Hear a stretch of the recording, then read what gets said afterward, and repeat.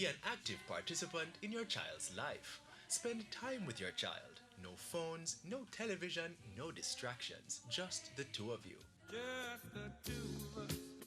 Get to know your child through play.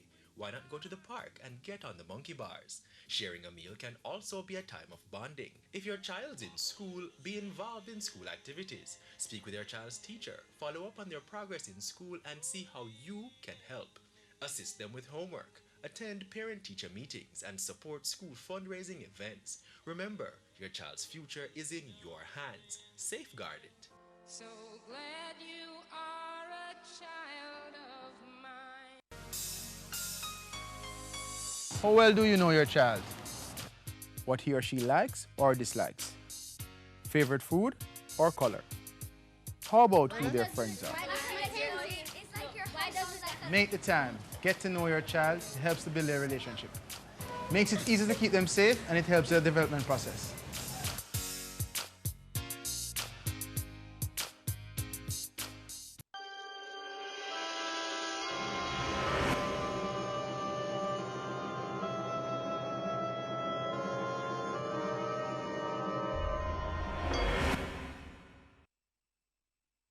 The Public Broadcasting Corporation of Jamaica, PBC Jamaica, now presents Parliament Live, bringing our nation and its leaders together.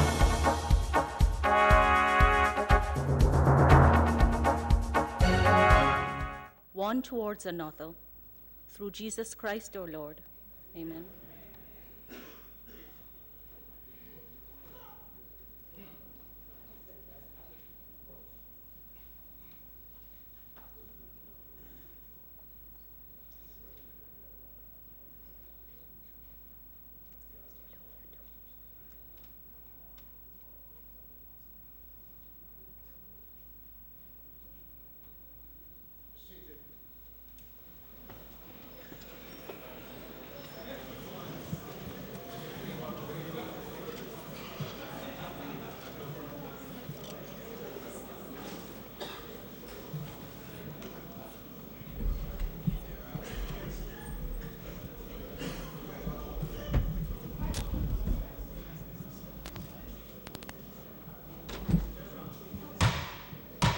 This Honourable House now resume its sitting.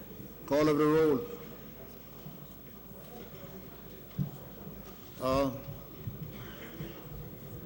I have been advised that it is the intention for us to perform the duty of the oath of allegiance before we call the roll. At this time,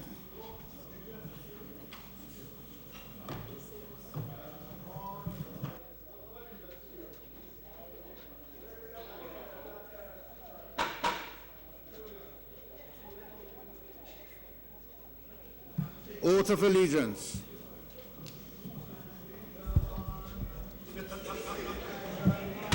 Order. Angela Rosemary Brown Burke.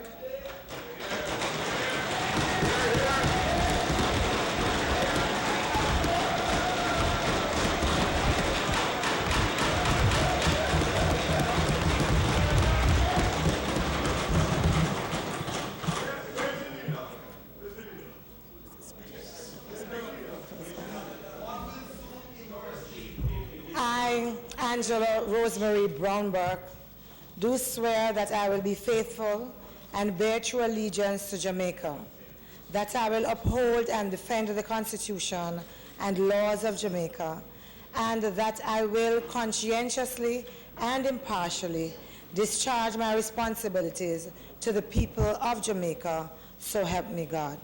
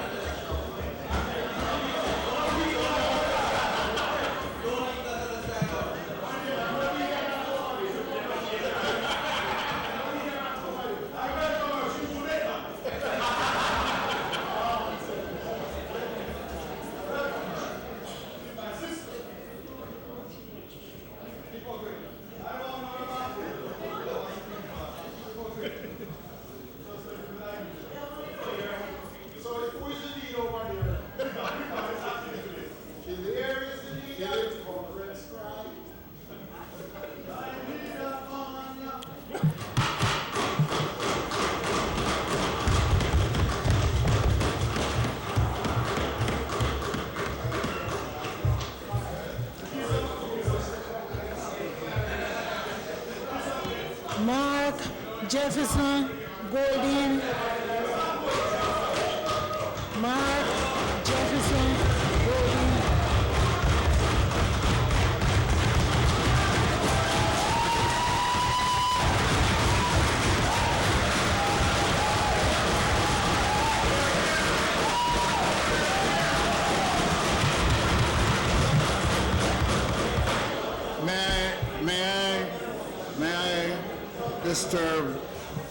May I advise all members in the gallery, all persons in the gallery, you're instructed by the security before you came here. You can observe in silence, or else the marshal will have to speak with you. Please be silent and watch the proceedings. Proceed.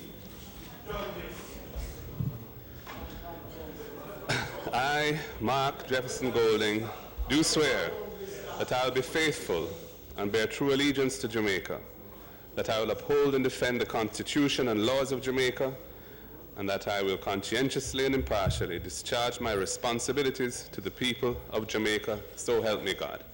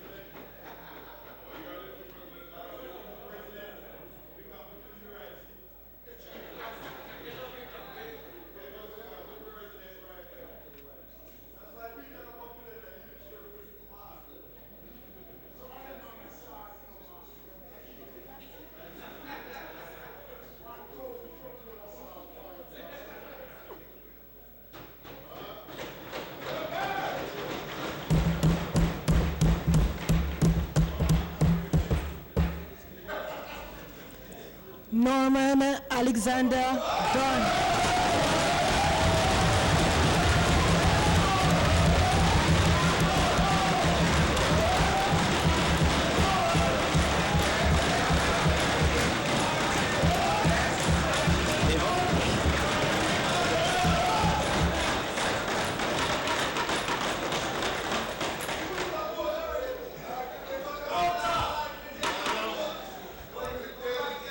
I, Norman Alexander Dunn, do swear that I will be faithful and bear true allegiance to Jamaica, and that I will uphold and defend the Constitution and laws of Jamaica, and that I will conscientiously and impartially discharge my responsibilities to the people of Jamaica, so help me God.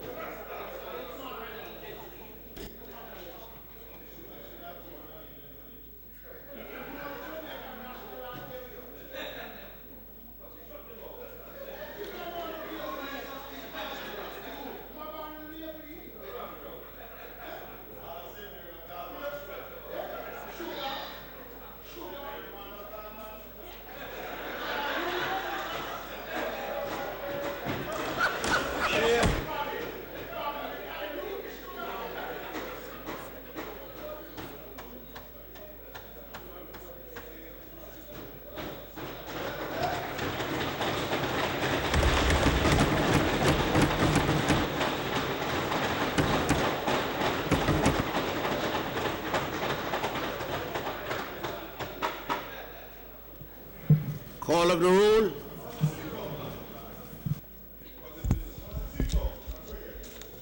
Mr. Witter, Mr. Smith, Mr. Holness, Mr. Shaw, Dr. Chang, Mr. Samuda, Mr. Montague, Ms. Grange, Mr. Henry, Mr. Bartlett, Mr. Mackenzie, Mr. Chuck, Mr. Darrell Vaz, Mr. Warmington, Mrs. Robinson, Mr. Hutchinson, Dr. Wheatley, Dr. Tufton, Mrs. Malahufort, Mr. Spencer, Mrs. Williams, Mr. Green, Mr. Arscott, Mr. Azan, Dr. Bloomfield, Mr. Brown, Dr. Brown-Burke, Mr. Buchanan, Mr. Bunting, Dr. Campbell, Mr. Campbell, Mr. Clarke, Mrs. Cuthbert Flynn, Miss Daly, Mr. Daly, Mrs. Dalrymple Philibert, Dr. Dunn,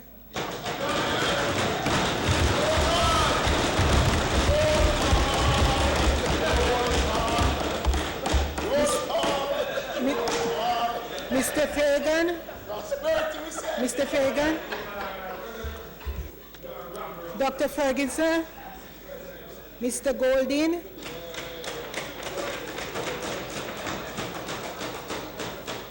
Dr. Guy, Miss Hannah, Mr. Hales, Mrs. Holness, Mr. Hilton, Mr. Jackson, Mr. Kelly, Mr. Main, Dr. McNeil,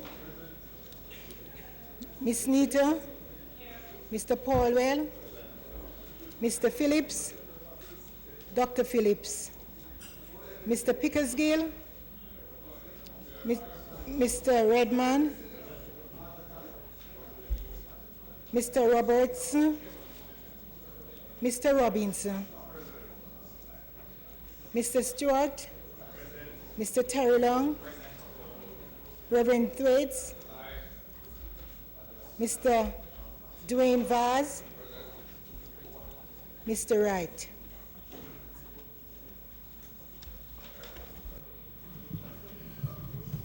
Members, earlier today, by request, we allowed a number of visitors to enter the gallery and stand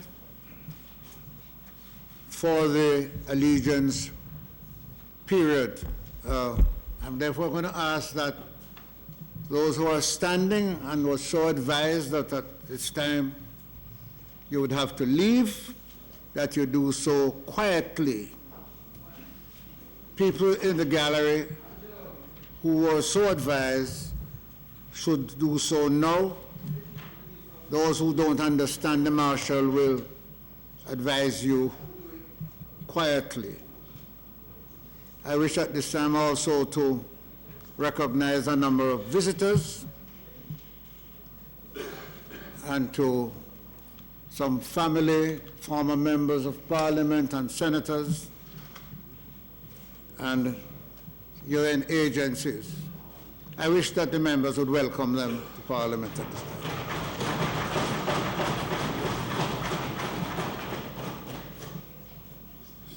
Statement. Mr. Speaker, I beg to move that the meeting of this House be suspended briefly to enable the members to pay tribute to the fallen souls and veterans of World War I and II.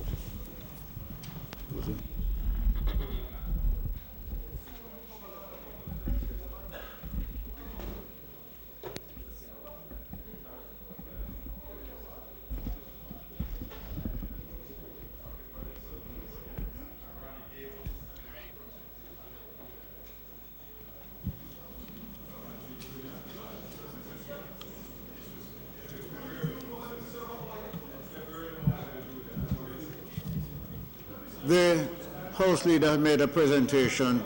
Is this the wish of the House that the meeting be suspended for the purpose outlined by the Leader of the House?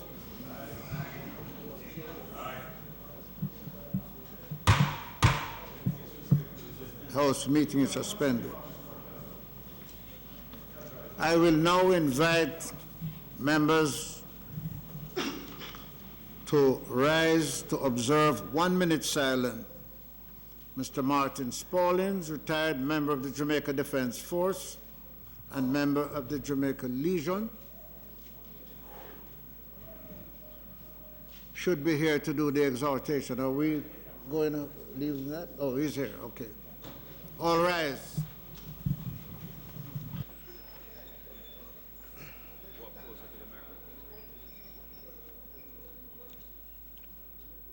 Lord God of hosts, be with us yet, lest we forget.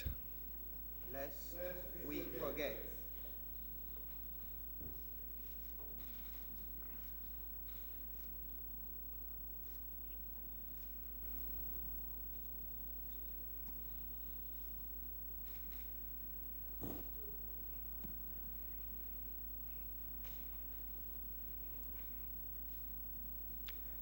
They shall not grow old as we are left to grow old. Age shall not weary them, nor the years condemned. As the going down of the sun in the morning, we will remember them. We will remember them.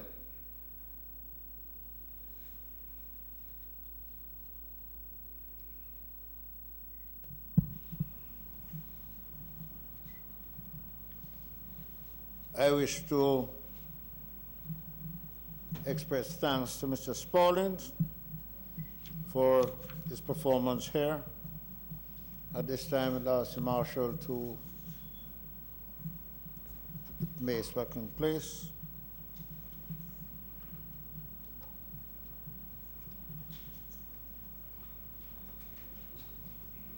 Members may be seated.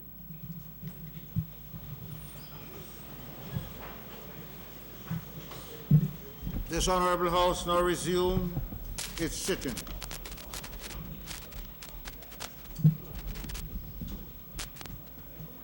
Statements by ministers.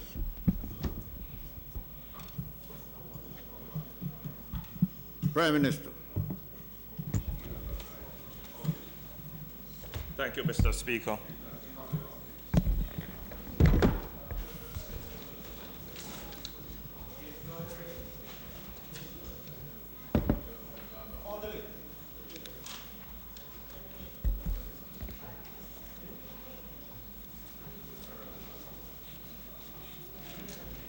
Mr. Speaker, as is evident from the pinning ceremony which took place today, the United Nations Development Programme is a critical partner that continues to demonstrate commitment to provide support to governments to integrate the Sustainable Development Goals, the SDGs, into national development plans and policies.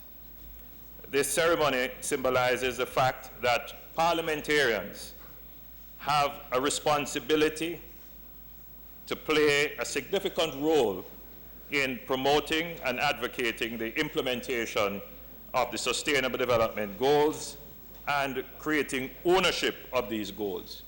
Mr. Speaker, those members who have not yet gotten a pin, I urge them to do so. I believe they are still in the lobby.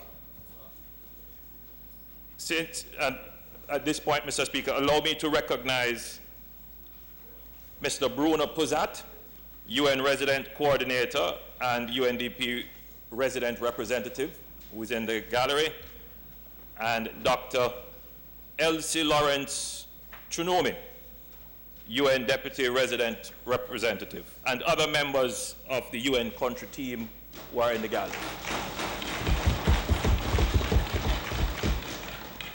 Since the international community, including Jamaica, adopted the SDGs at the United Nations Sustainable Development Summit in September 2015, the UN agencies have been providing unwavering support to Jamaica's efforts. One notable manifestation was the support provided from the UNDP Country Office to facilitate the development of a roadmap for the effective implementation of the SDGs in Jamaica. We will recall that the Sustainable Development Goals were born at the United Nations Conference on Sustainable Development in Rio de Janeiro in 2012. The objective was to produce a set of universal goals that meet the urgent environmental, political, and economic challenges facing our world.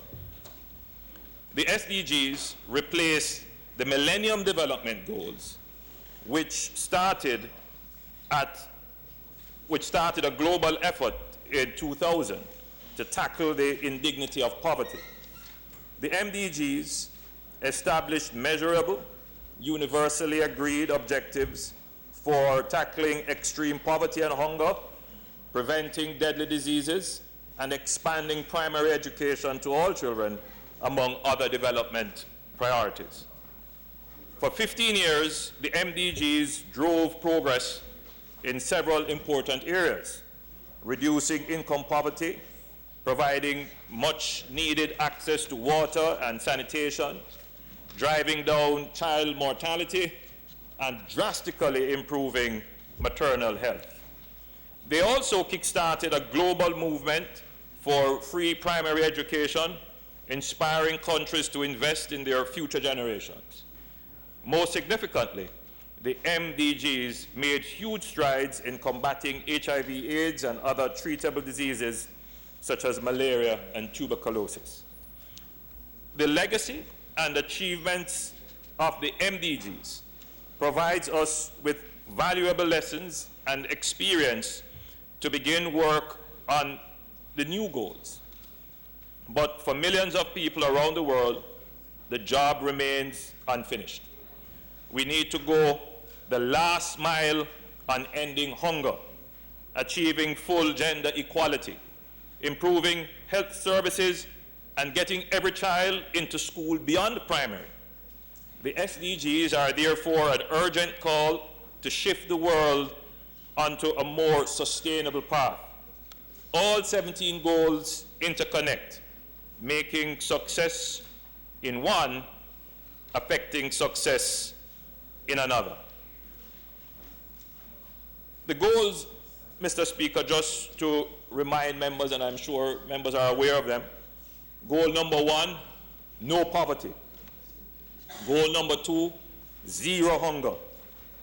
Goal number 3, good health and well-being. Goal number 4, quality education. Goal number 5, gender equality. Goal number 6, clean water and sanitation. Goal number 7, affordable and clean energy. Goal number 8, decent work and economic growth, job creation and economic growth. Goal number 9, industry, innovation and infrastructure. Goal number 10, reduced inequalities. Goal number 11, sustainable cities and communities. Goal number 12, responsible consumption and production. Goal 13, climate action. Goal 14, life above water. Goal 15, life on land. Goal 16, peace, justice, and strong institutions. Goal 17, partnerships for the goals. Dealing with the threat of climate change, Mr. Speaker, impacts how we manage our fragile natural resources.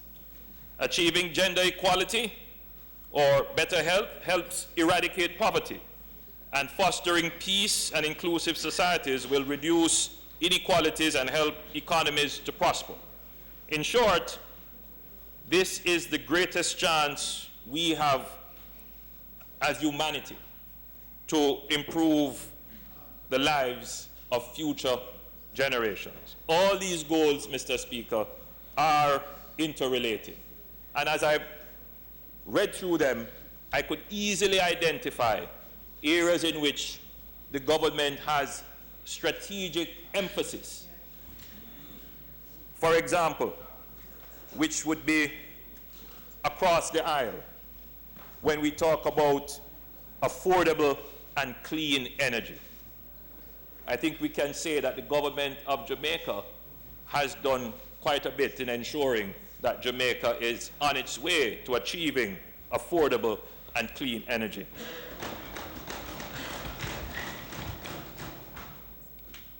When we talk about climate action, I think all members here can say, yes, climate change is now integrated as part of our executive and management and legislative function, but we still need to do much more in protecting our environment and building resilience to deal with climate change issues.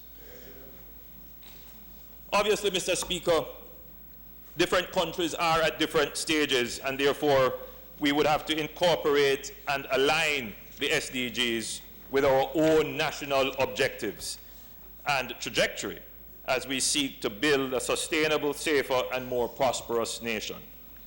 Jamaica is committed to achieving the 2030 agenda and already has the mechanism in place to ensure effective implementation. A rapid integrated assessment of all Jamaica's national planning documents by the UNDP in 2016 confirmed that Vision 2030 Jamaica National Development Plan, the medium-term socio-economic policy framework, and sectoral policies and plans are all strongly aligned to the SDGs. With respect to monitoring and reporting, Jamaica is also very well positioned to monitor progress towards the SDGs, having completed a map of its data capacity in relation to the SDGs indicators. As part of its follow-up and review mechanism, the 2030 Agenda for Sustainable Development encourages member states to conduct regular and inclusive reviews of progress at the national and subnational levels, which are country-led and country-driven. Next year, at the 2018 High-Level Political Forum, Jamaica will be presenting its voluntary national review, and in so doing, provide an update on the actions and measures taken to advance the implementation of the 2030 Agenda and SDGs. With the ethical imperative of the new development agenda articulated in the phrase, "No one left behind," I wish to emphasize inclusiveness as the underlying principle, recognizing that we must secure our future by our actions today. I want to especially recognize the participation of students in this pinning ceremony as they play a pivotal role in leading the change. Their presence clearly symbolizes increasing awareness and interest in the global development agenda, which augurs well for the sustainability of Jamaica's efforts towards attaining the SDGs. Mr. Speaker, I could not stand here today without highlighting the alarming findings in the recently launched UNICEF report, A Familiar Face, Violence in the Lives of Our Children and Adolescents, which shows the least statistics. This is already more than the number of children who were killed in 2016. While we highlight the importance of the SDGs today, we must reflect on their all-encompassing influence in making the world a better place for our children. Without changing the means by which we discipline our children and how we resolve conflicts. And on that note, I must reiterate the commitment that I gave in this House to ban corporal punishment in all government institutions.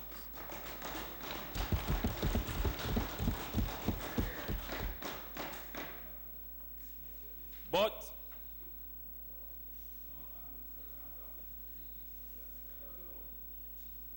Mr. Speaker, as I said, without changing the way in which we discipline generally, we really could not be faithful to the SDGs. For example, if you were to look at goal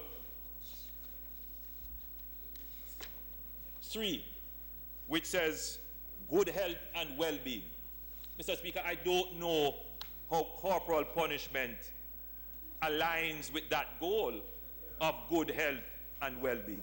I really don't know.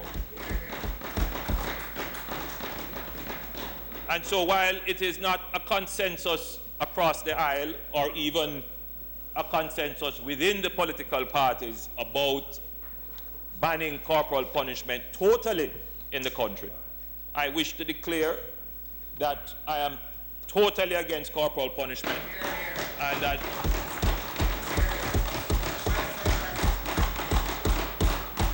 I believe that the time has come for the Parliament to have a debate on this issue and finally declare corporal punishment at an end, both within public institutions and as a means of discipline available to parents. I think it would be a forward-leaning step in making a stance against violence generally, and it would send a powerful message about the state respecting the inviolability of the person, whether or not that person is a child or an adult. I think it would send a powerful signal, Mr. Speaker.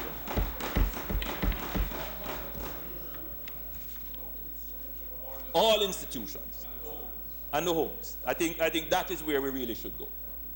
Again, it is a matter that we would have to debate here, but I think the time has come. With such a report, with our commitments to the SDGs, I don't see how we can maintain this aspect of our culture and claim that we want to advance as a modern civilized society.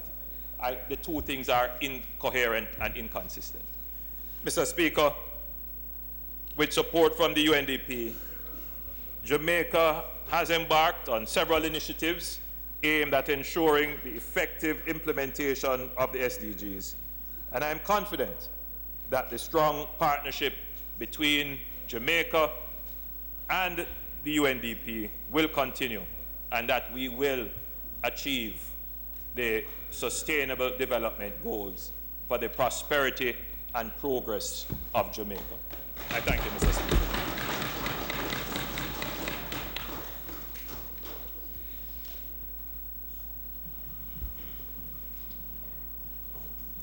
Mr. Tate. Mr. Speaker, thank you very much.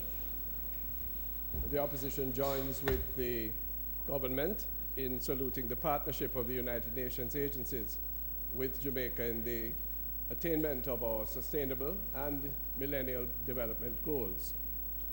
And I appreciate the frankness of the Prime Minister in his statement. What we agree on without reserve is that children, indeed no human person, is to be abused. And we advert that while it is of particular concern about children, because they are weaker and defenseless, the fact is that there is a great deal that we will have to clear up in this country regarding the abuse to all manner of human persons who are vulnerable and who are in a weak state. And we look forward and indeed encourage the debate on the particular aspect regarding corporal punishment, which the Prime Minister has indicated. Mr. Speaker, the Millennial Development Goals are usefully prompted by the United Nations agencies upon the Jamaican polity. But frankly, these are things that we should be doing ourselves. These are the common causes of all humanity, and they are rooted in philosophical and theological traditions of one sort or another regarding the sanctity of human life and the imperative of human development. In short, they are what we are all about. Everything else is detail and surplusage beyond the goals and the particular way that they are framed by the international community. Mr. Speaker, in order to accelerate our achievement of them, we are going to have to recalibrate the budget. Many of the priorities for expenditure, perhaps the most sacred exercise that this Parliament ever does, is to determine what will be done by the patrimony of the Jamaican people, taken from poor and rich, but mostly from poor, proportionately, and used for, supposedly, the public weal. And I ask this Parliament today, and commit ourselves on this side, and I'm sure all of us, to ensure that every priority, every line of expenditure is in fact, in a direct way, achieving some step forward towards these goals. And I believe that if we did that, the exercise that we carry out in March or April before, whenever, every year, would have much more sharpness and point to it.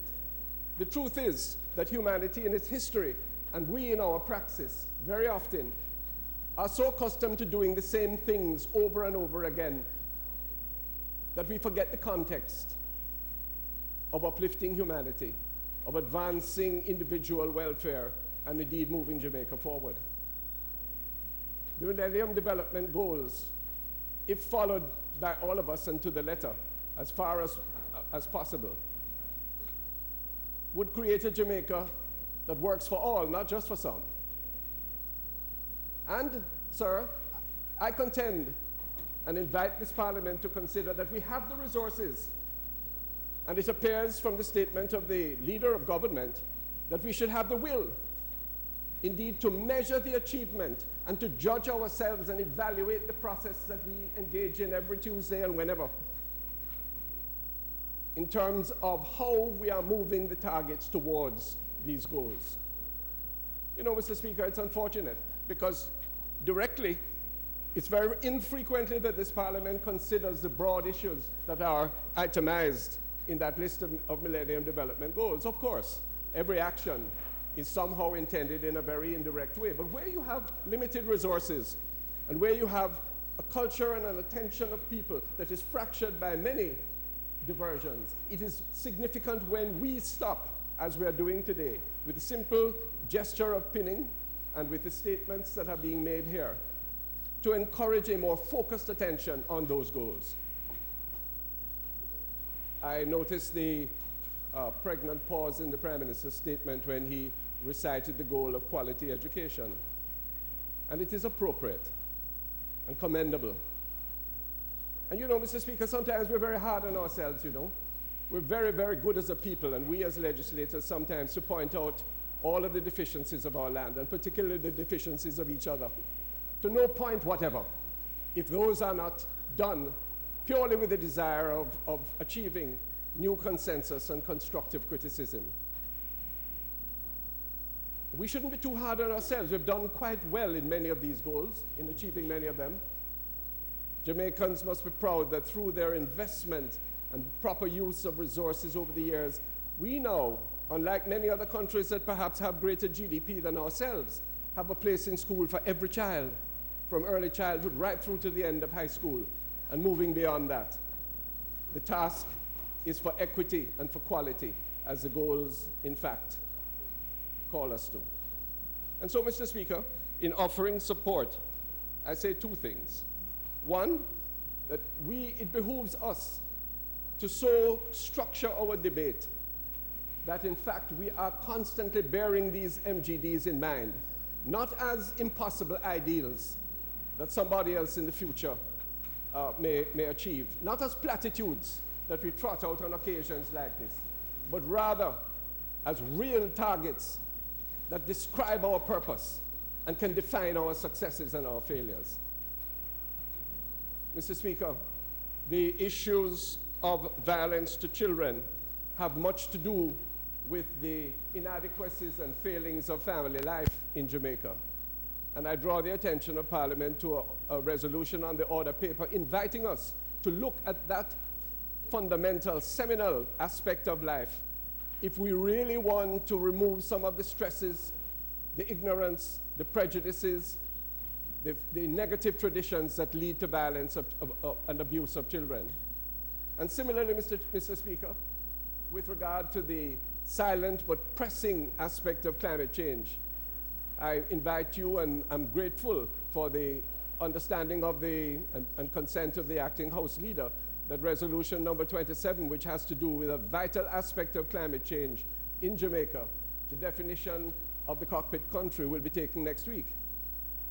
Mr. Speaker, it behooves us then to always bear in mind the issues that are raised here, to engage in not only debating so that the public can understand and ascribe to all aspects of them and see them incarnated, enfleshed in the policies, in the expenditures of the state, but also that we should measure ourselves to see where we fall back and to celebrate and congratulate the successes and those who bring them about.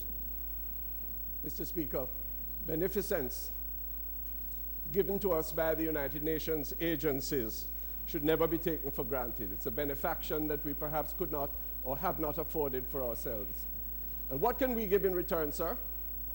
By our faithful adherence, by our simple conformity with these goals, and by the measurement and consistent application of them. Why then, brand Jamaica, the epiphany of possibility for humanity that we incarnate and know of ourselves can in fact be realized. Today is a good day for Jamaica's goals. Thank you very much.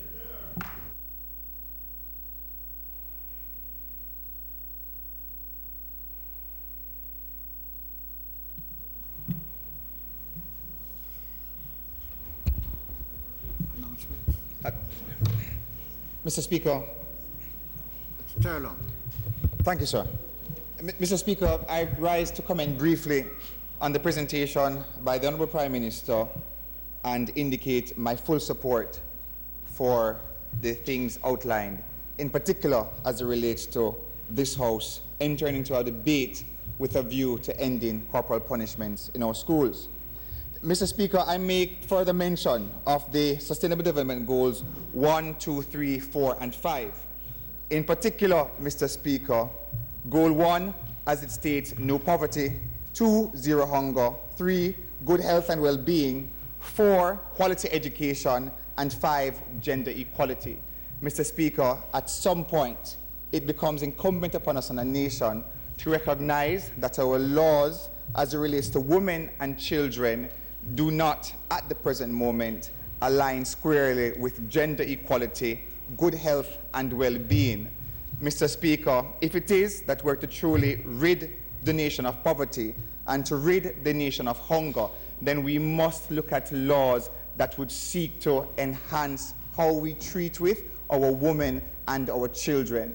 Mr. Speaker, when we look at alleviating poverty, we can look at violence against women and the things that women have to subject themselves to. Mr. Speaker, we can look at the maternal mortality rate. Mr. Speaker, we can look at business practices for women. Mr. Speaker, we can just look at women and children generally and how we position all rights, all laws to ensure that women and children have more rights to govern themselves in this country. It's my contribution, Mr. Speaker.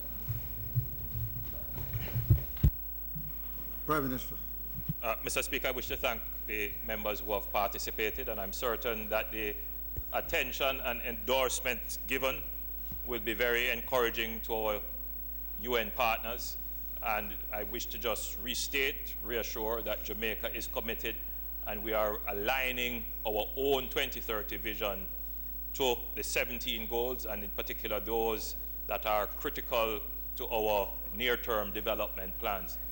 Just in response to the member from Central Kingston who raised the climate action issue, that the cockpit country boundary definition is, as we speak, being finalized. Yesterday at Cabinet, we had a special session where we went through and looked at the boundaries, and we are hoping that we will be able to bring to this Parliament, not next sitting, but the following sitting, the final boundaries as settled by the Cabinet of Jamaica and hopefully will be settled here in the Parliament as well. Thank you, Mr. Speaker.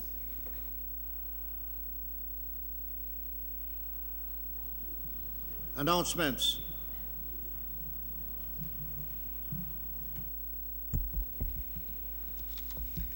Laid on the table of the House today are the following. Ministry Paper number 66 of 2017 entitled Cabinet Agenda Issues dated 18 September 2017 and Ministry Paper number 67 of 2017 entitled Cabinet Agenda Issues dated 25th September 2017.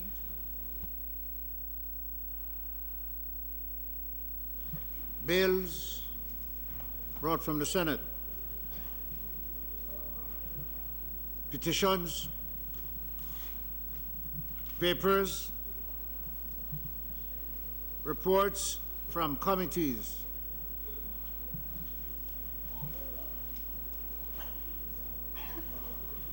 Notices of motion given orally.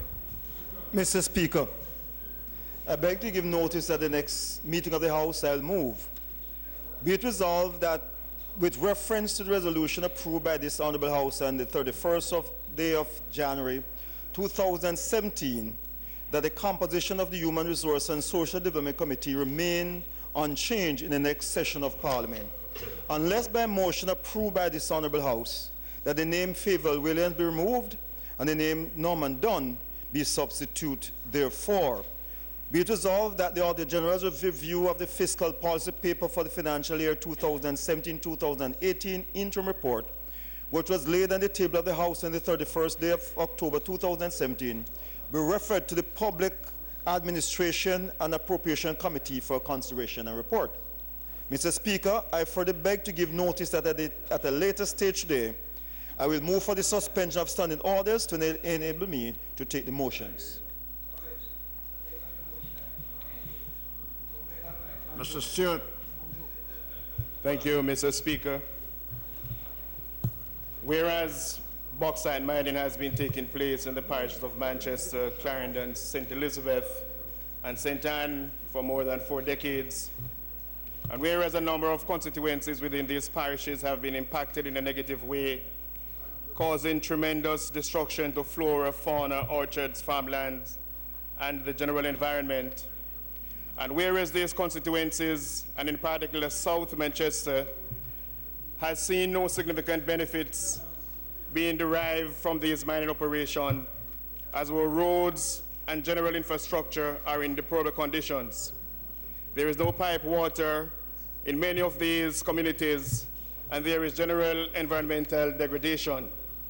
And whereas the said constituency has suffered negatively from mining operations and has a legacy of open pit shares in cement company, rice factory, and forest industry projects, be it resolved that a cap be set on the amount that can be transferred from the Capital Development Fund to the Consolidated Fund, so that meaningful infrastructural works can begin in the constituencies after seeing a lack of development for over 40 years.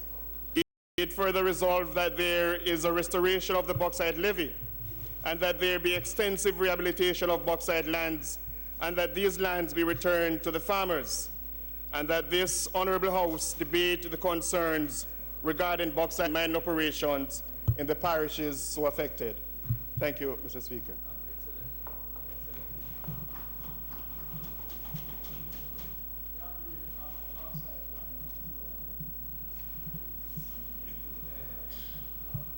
Questions and answers to questions. Mr. Speaker, in that the time provided for question and answer to question has passed, I ask the suspend.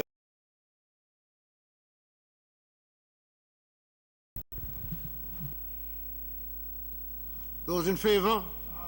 Those against? As have it. Minister. Prime Minister. Mr. Speaker, there are questions standing in my name asked of me by the member from Central Manchester. The member isn't here, but I will table the questions nonetheless the answers rather, and if he wishes, I am prepared to take supplemental questions next week. Mr. Paulwell, do you have any objection? Prime Minister, you may proceed. He has no objection.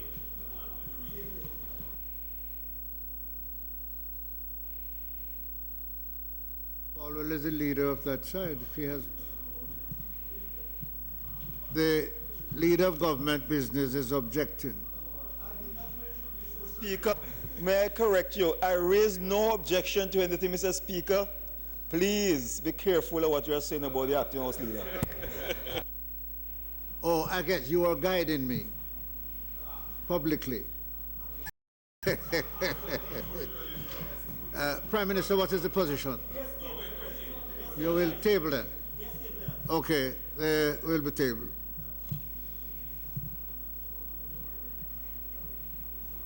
Motions that may be made Mr. at Speaker. the commencement of...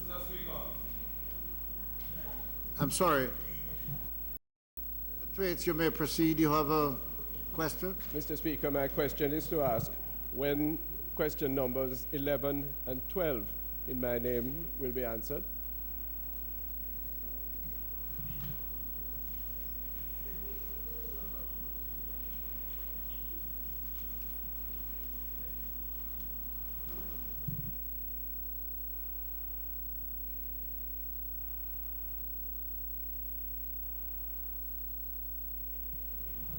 Mr. Thwaites, you may, I'm not sure you're using the mic correctly.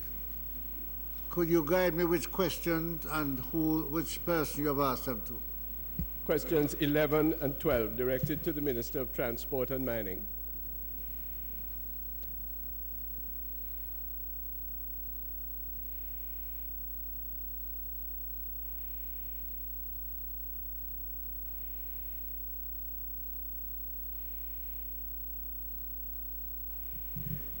Mr. Henry, my understanding is that Mr. Thwaites is seeking answers to questions that were asked of you. Are you prepared to answer them? I'll answer them next week. My apologies. I didn't have it with me here. I'll have them for you if you'll allow me. Into next week, okay? Thank you very much, Mr. Speaker. That's acceptable.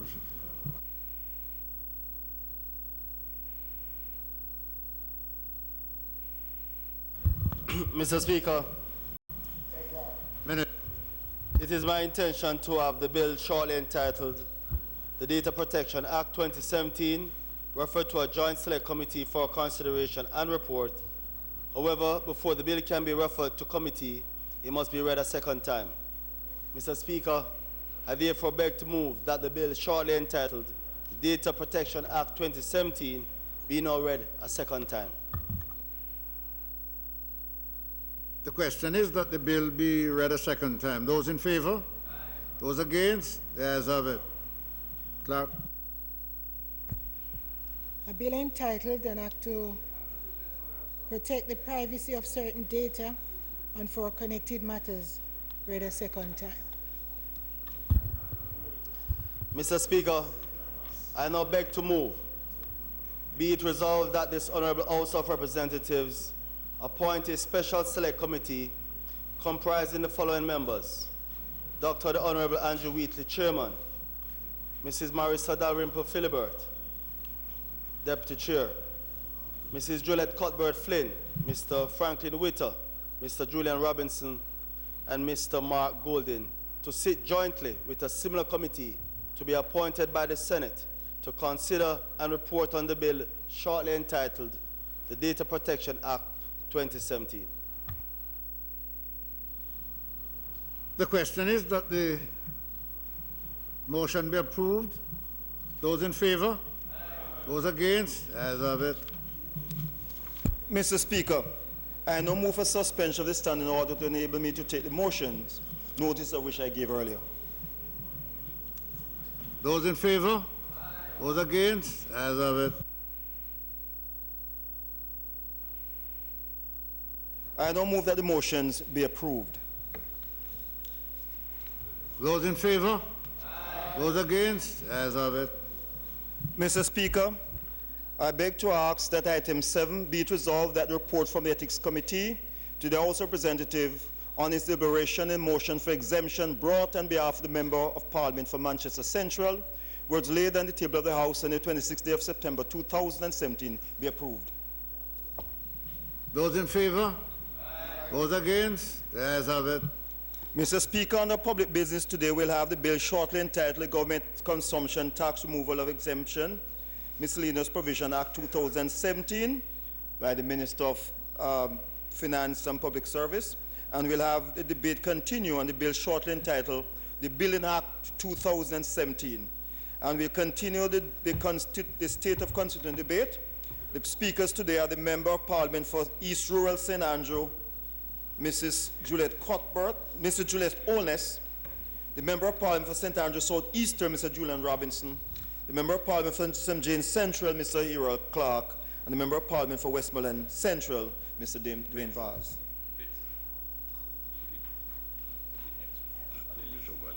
Minister Shaw. Just a little bit. Thank you.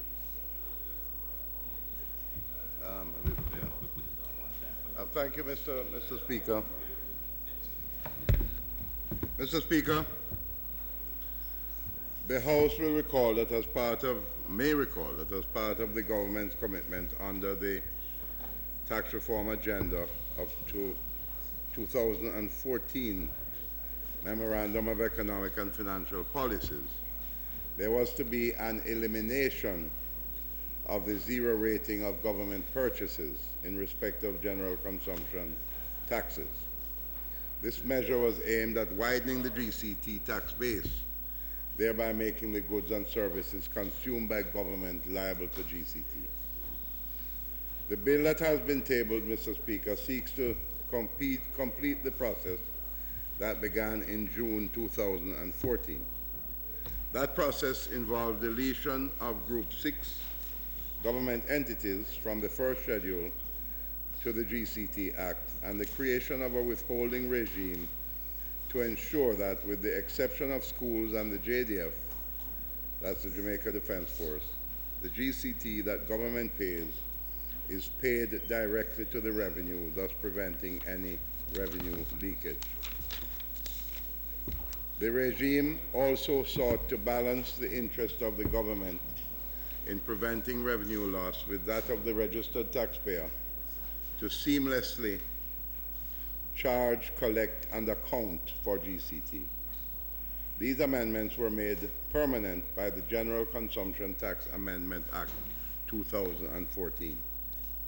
The outstanding aspect of the reform that the General Consumption Tax Removal of Exemptions, Miscellaneous Provisions Bill addresses, Mr. Speaker, is the case of those public bodies which, despite the deletion of Group 6 of the first schedule to the GCT Act, still maintain their zero rating due to their parent statute.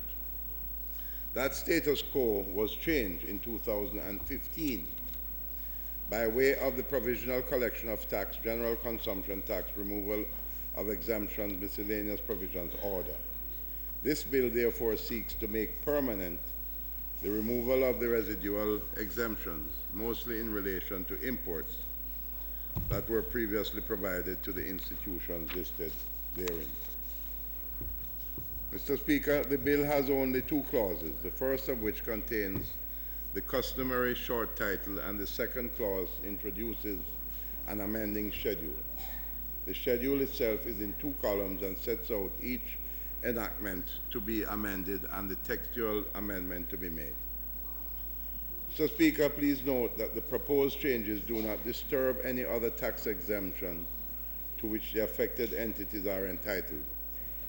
The amendments seek to remove all the expressed and implied GCT exemptions in respect of the following entities: the Audit Commission established under the Financial Administration and Audit Act. Mr. Speaker, in respect of the Agricultural Credit Board Act, which was one of the items listed, I propose to delete the entry relating to the Agricultural Credit Board Act as the Agricultural Loan Societies and Approved Organization Bill has now been passed by both houses of Parliament, and it has been repealed and will replace the Act. So it is no longer necessary for this to be further amended.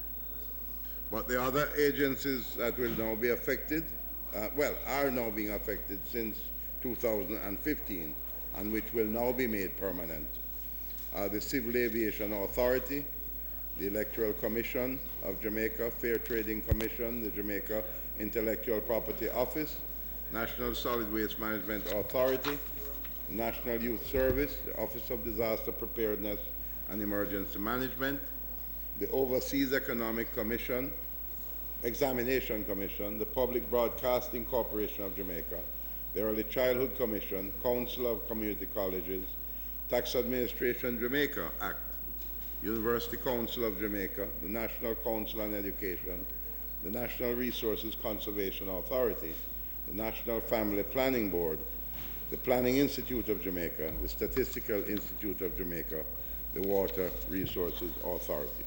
So, Mr. Speaker, as I indicated, this is simply to make permanent the amendments which were carried out from 2015.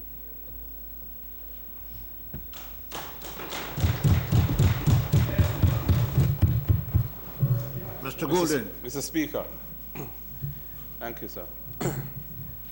Mr. Speaker, as the Minister has indicated, this legislation is formalizing a regime which is in place already and has been for some time, and essentially seeks to minimize revenue leakage in relation to general consumption tax by ensuring that public bodies that previously may have been zero rated and therefore not pay it at all on their purchase of goods and services have to pay GCT now. However, the mechanism that was designed and implemented, and which predates the current government, involved a system of withholding where a supplier who sells goods or services to a public body invoices them for GCT. The public body then pays that GCT into the consolidated fund and issues a certificate which the supplier receives, and in their GCT returns, that certificate is tendered and they get a credit for that tax. And the idea behind this was to try and ensure that all GCT that ought to be paid is in fact duly accounted for, rather than have it paid out of the government system, and there could have been some loss of revenue from that. At the time of its implementation, there were concerns about the funding of the GCT payments that the public bodies would have to find, because in order to make the payments to the consolidated fund, they'd have to have access to the cash to do that. And that had been a concern, and in fact, that's something I would ask the Minister if he could, in his closing, just speak to see how that is working in practice and whether there are any residual concerns expressed by public bodies in relation to the funding of the GCT payments that they have to make into the consolidated fund. But overall, Mr. Speaker, I nearly said Mr. President, I'm pleased to see that the legislation is here to formalize what was done initially in relation to this list of public bodies by way of a provisional order, though the actual mechanism, which is right across the public sector, with the exception of, as has been said, public schools and the JDF, I believe, that legislation was put in place some years ago. So we support this uncontroversial piece of legislation, and I'd invite the Minister in his closing to give us an update as to how the system has in fact been working from the point of view of the public bodies that need to fund those payments.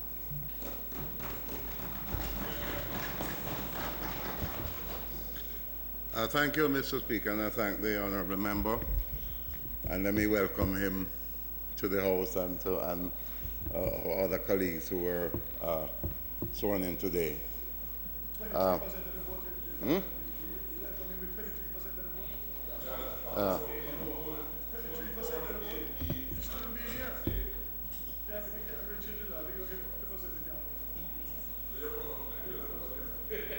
Let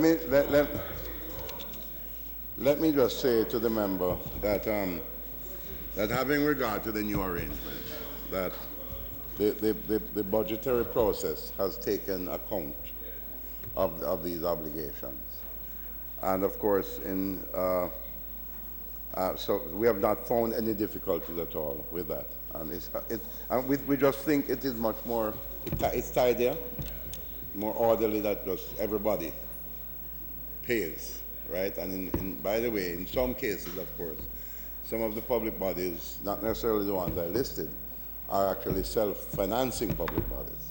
And so we think that is a tidy arrangement, and it's been implemented quite smoothly over the past 2 years. And, you know, while I'm on that subject of tidying up on the issues of public bodies, I'll just indicate that one recent issue that came to my attention, we are aware, for instance, that there are a pretty large number of what I refer to as dormant accounts in our banks. And one of the issues that has arisen is that a number of these dormant accounts are in fact government accounts. And surprisingly, I was to find from my ministry just a few days ago that in requesting information from the commercial banks, only partial information has been provided concerning government-owned dormant accounts. Precisely. And I am signaling to the commercial banks that as Minister of Finance, I've already ordered the letter to be drafted that I am going to write to the banks, indicating that as Minister of Finance, I require that all government accounts that are dormant be reported to the ministry with immediate effect, and we will take the necessary steps to have those accounts closed and formally closed. I intend to take a very careful look at that. So, Mr. Speaker, having indicated that and taking note of the members' comments, I now beg to move that the bill be read a second time.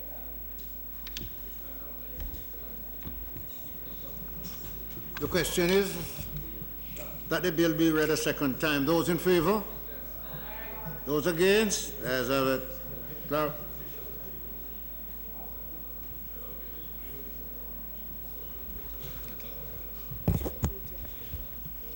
A bill entitled An Act to Enhance the Collection of Taxes by amending various enactments to remove the general consumption tax exemption enjoyed by specified public bodies and for connected matters, read a second time. The House will now resolve itself into a committee of the whole House to consider the bill clause by clause.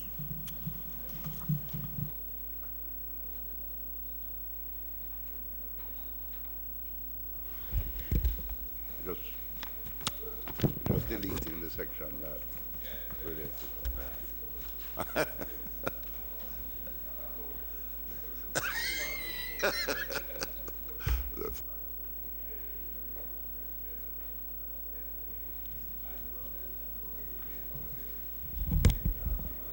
Minister, is there any amendment? Yes, yes, Mr. Chairman. As I indicated, sir, under item 2 of the bill, subsection 2, which relates to the schedule, we are to delete the section headed Agricultural Credit Board Act.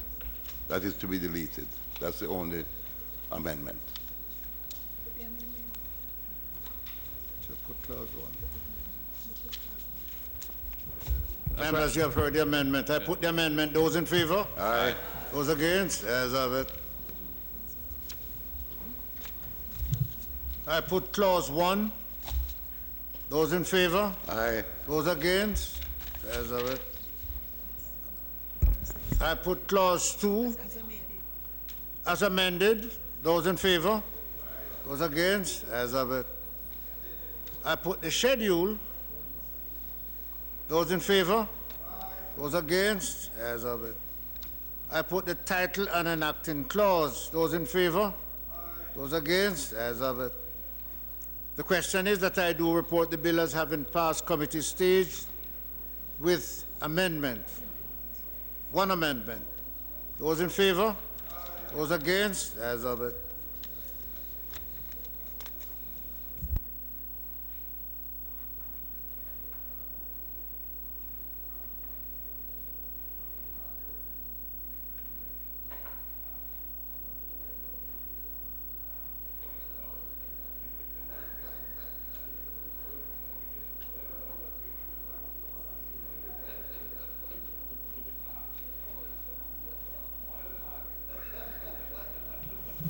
I do report the bill as having passed committee stage with one amendment. Minister. Mr. Speaker, I now move that the bill be read a third time.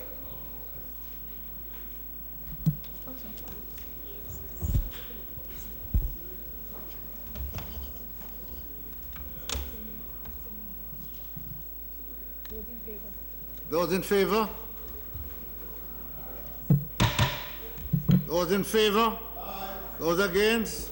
As of it. In the Minister of Local Government, and we'll continue with the committee examination of the act.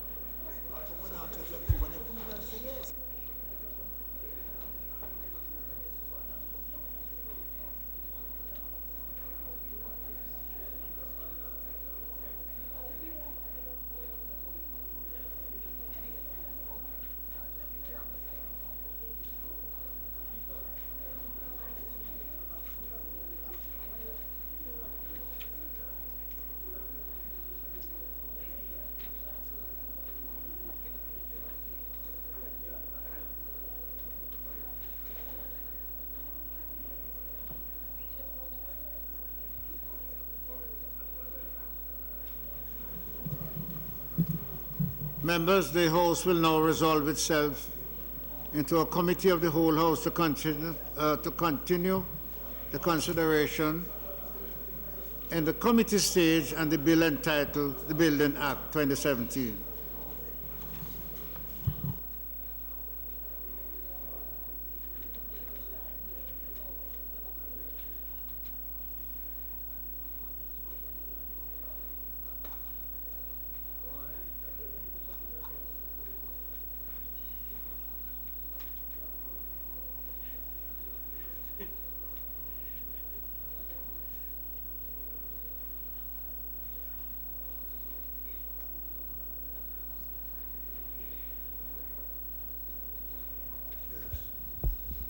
We're going to put those. Yeah. Members, when we were discussing this bill, we had reached clause 24. And we had recommitted it. We are now going to put clause 24. No, Chairman,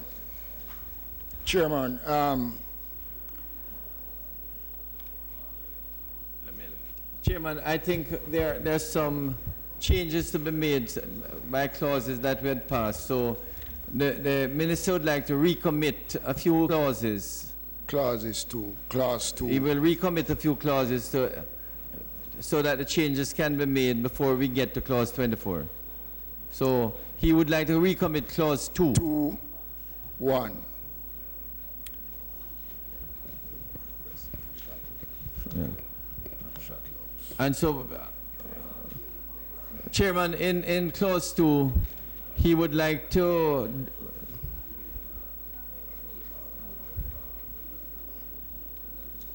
You have an amendment to clause 2? Yes, Chairman. The definition of a building, warehouse class, and it next after the next definition of a building official in clause 2 of the bill. We'd like to cover that area, Chairman, by putting in the word shuttle house. Well, what you would like to do, delete the definition. Delete the definition of a temporary structure and substitute, therefore, for the following. Temporary structure Minister, means... Will you allow me then to recommit clause 2? Yes, Chairman. Those in favor of the recommit? Aye. Those opposed? The ayes have it. Proceed, Minister. Yes, Chairman. They delete the definition of a temporary structure and substitute, therefore, the following. Temporary structure means a structure that is not affixed to land, so as to constitute real property such as booth, tent, platform, carousel, or other temporary enclosure, whether or not a part thereof is permanent, B, a mobile home, or C, a shuttle house. So we'd like to Effectively add shuttle house. Shuttle house as the replacement in this new definition, Chairman. So that is the amendment. That is the amendment to clause 2. Now, Members, you have heard the amendment to clause 2. I put the amendment. Those in favor? Aye. Those opposed? The ayes have it. I put clause 2 as amended. Those in favor? Aye. Those opposed? No. The ayes have it. Mr. Speaker, no. Mr. Speaker, the matter had been raised. Yes. The matter had been raised in the debate and again at committee on the matter of owner and the matter of a beneficial interest who can apply for a permit. I raised the matter then that under common law, and I must now, with the benefit of further research, Mr. Chairman, I must now say it's a matter of statute law. 88 Limitation of Action Act of 1881, the matter of adverse possession that gives persons ownership have now to be addressed in clause 2. So I would like to, Mr. Speaker,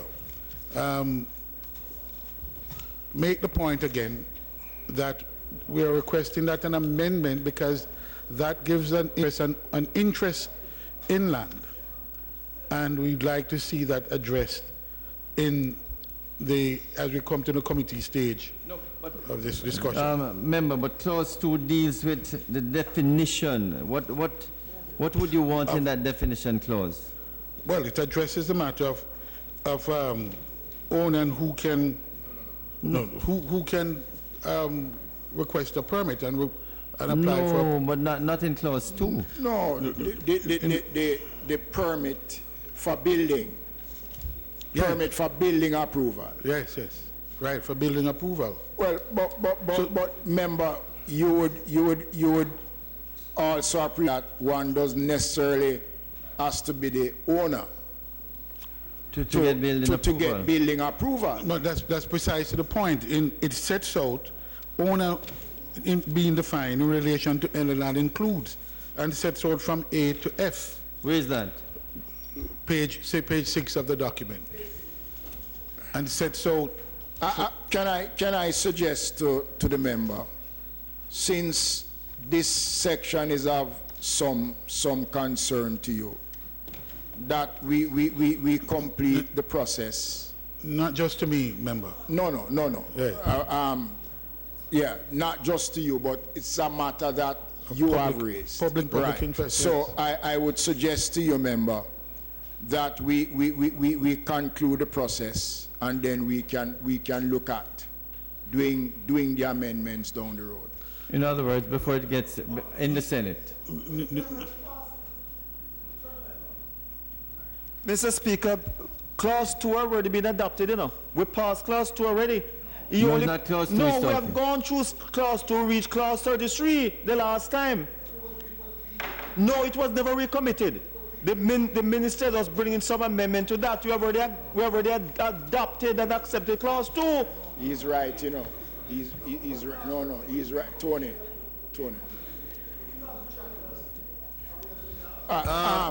Members. Chairman. Mr. Hilton, I will listen to your comments. However, if you wish to make any adjustment to clause 2, it would have to be under a committal. So the comment you're making cannot affect clause 2 at this stage unless it is recommitted. You are commenting to the minister. Are you finished? We would like to go on. Chairman, I was saying member. I'm saying member. That let us conclude the process, and then we can look before it goes off to the Senate to do that simple amendment that you are talking. If needed. If there's needs be. I don't want chairman for this important bit of legislation to be caught in any crossfire, and it is this bill is long overdue, and the most disappointing for me is the length of time that this bill sat in the House after I opened the debate. So I would urge the member, because when it goes to the Senate in their wisdom would probably find areas of concern that they would have to send back, and we could just deal with it once it is clearly defined exactly what you mean, and it would give us the time.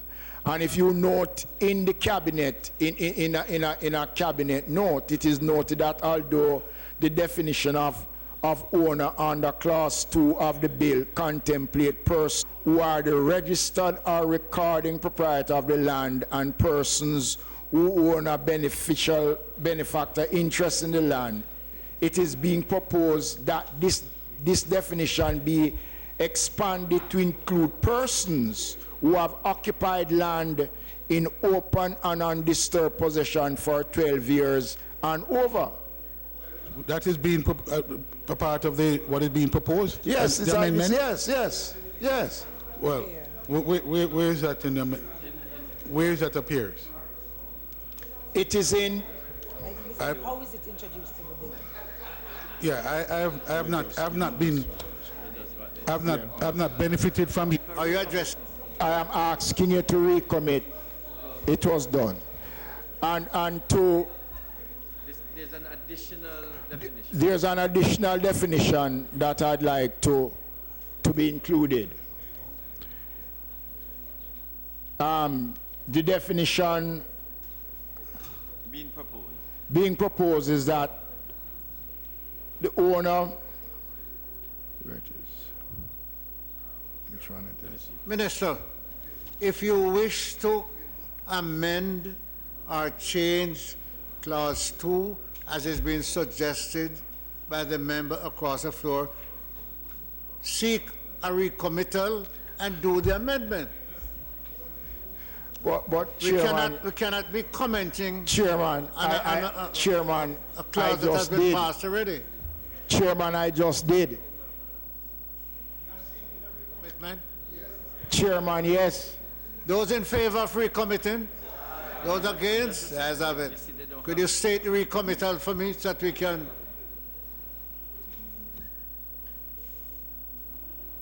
Because... So is that not in writing? The position, Chairman, that is, it needs to be properly framed, which has not been done. So this is why the minister is proposing, if it can be framed for the Senate, let it be done there. No.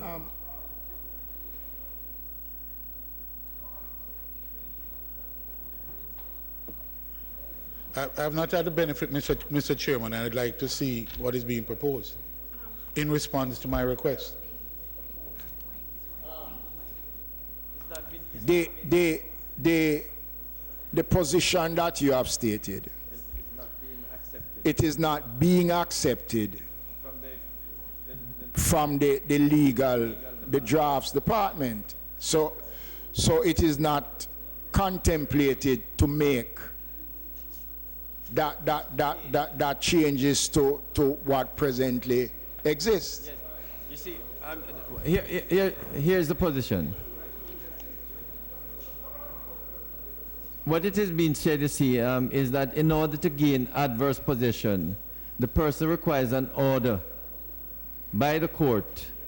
It was submitted that should this bill recognize and elevate such an occupation of land to the status of owner, it would have significant effects. But but it can be opposed, as you appreciate. In other words, if but the regulation would stipulate,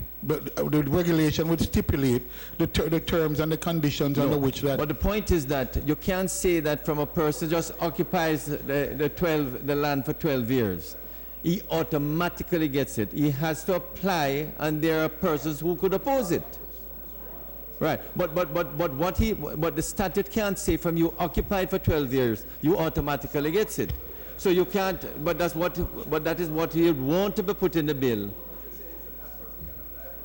No, but once it is done, then there is no problem. The owner, he becomes an owner. So you don't have to put in that person. No, you can be opposed. You can be opposed.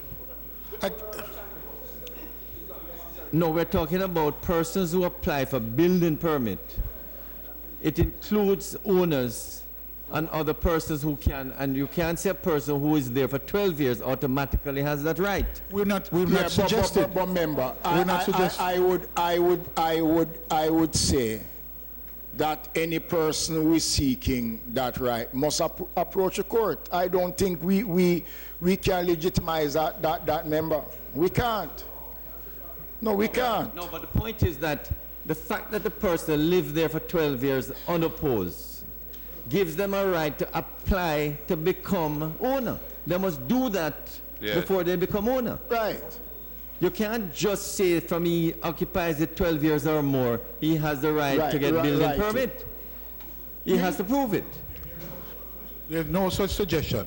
What is being suggested is that this bill, important as it is with respect to the building and the vulnerability of the very people that we say we're protecting, that they being open, having open and adverse possession of the property, that they too have a right to apply. Now, the regulation can stipulate the conditions under which that application would be granted or perfected. Right? So the Act simply create a provision. The regulation to come will stipulate with clarity what are the terms and conditions under which that should be done. And that all that has been suggested, member, is that the prior action must be taken by the occupier to get his adverse possession title, or at least start the process so that the court can decide. Start the process. No, but if we accept he has a right to the building permit. And if we accept that, we will be making that life easier for them. He has a right to apply the regulation. The regulation can then stipulate what are the conditions precedent to be met. Tony, in any event, in the regulation. Member Hilton, let me say this for my part.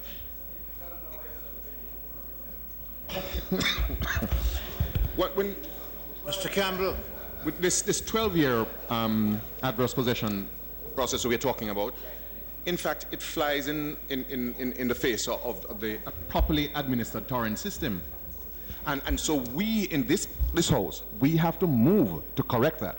Because please, sir, you'd have to amend what you're yes, and I'm saying here you're taking it one step further. You're going to have to repeal existing. And the Australians are not administering it in the way that we are. So let us understand that.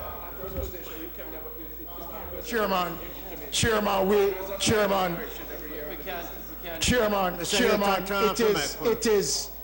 It is our intention to proceed as outlined on this matter, Chairman. But what is outline? I still yet to hear the outline.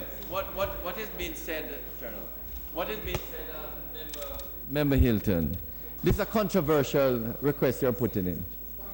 It is controversial because you're saying that from the man occupies it for 12 years, you want this bill to say it automatically has ownership. No, I said no such thing. But effectively, that's what you're asking for. No, I said no such thing. I make no such request. I make no such request. The bill should simply recognize that he has a beneficial interest in land, and therefore it gives him properly circumscribed by the regulation.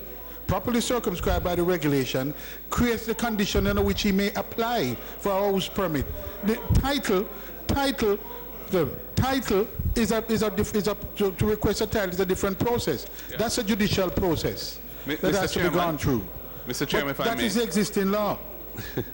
Mr. Chairman, I just want to make the point that if you look at the bill, Golden, go ahead. Mr. Chair, it does not purport, at least I have not seen it, purport to limit building applications to persons who are owners. Persons who are interested persons, there's a definition of interested person in clause 21, which specifically includes occupiers of land. And occupiers of land are given the status to object to building approval applications, and the provision that covers applications speaks to any person, a person, it doesn't say owner. So I'm not sure what this expansion of the definition of owner, what the implications of it are, and I think we need to really understand the way in which the phrase owner is used in the bill to see if you want.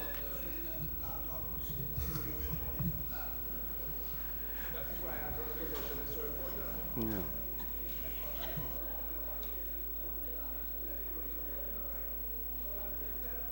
No,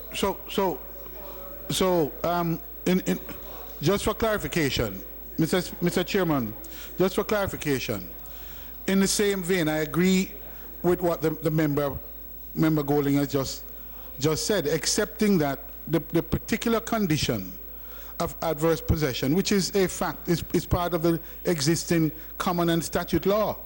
The question is how will that take in the same way this piece of legislation which recognize other critical piece of legislation that makes it coherent. May I just say, member, if you have the bill before you? Yes, I do. If you just look at clause B, a person who holds a beneficial interest in the land, an adverse possessor who is there would come underneath that section. Clause on the owner, page 6. In other words, owner in relation to any land includes the registered or recorded proprietor of the land, a person who holds a beneficial interest in the land. So if the adverse possessor can show that he has some interest because he has started to build something on the land, he comes under that section. So you don't need to change it and add any more.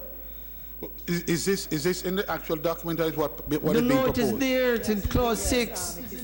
A person who holds a beneficial interest in the land. Yeah, beneficial, right. Yeah, so if he's an adverse possessor, he has put a building up and he just wants to put another piece, he has a beneficial interest. So you don't need to put anything else. So it is covered, member, under that section of the bill. No, I'm not submitting. But what he would like, with due respect, what he would like is a clause that say a person who is in adverse possession. For 12 years without doing anything. No, recognize that that's a species, that's a specific species. No. He had a proposal. He sent it to me about. What would you want added? You had a proposal. But you have to prove adverse possession. You have to prove it, and you have to start the process to prove it. What I read to you is that you could not put in the section, this is what is being suggested by the legal department, anything to give status to an adverse possessor. But under the beneficial ownership, my view is that you could come under that section as an adverse possessor. You have protection under the section. Because if an owner allows you to build on the land, then you immediately have some beneficial interest. But you wouldn't allow him if he's an adverse possessor in the first place. Anyway. I wish. But I'm not seeking... We're not seeking an amendment. We're not seeking an amendment to that. No amendment. No amendment is being sought to that. Anyway, if you prefer, remember, if you prefer that the Senate tells you, that the Senate take this up and tells you what we should be doing in the first place. That's what he suggested earlier. This is what I suggested, member, that we proceed. Yeah, I'm not proposing we proceed as is, and if the Senate, we will deal with the necessary adjustments to it. So, Chairman, so I ask you to put clause 2 as amended. With just the additional the shut in.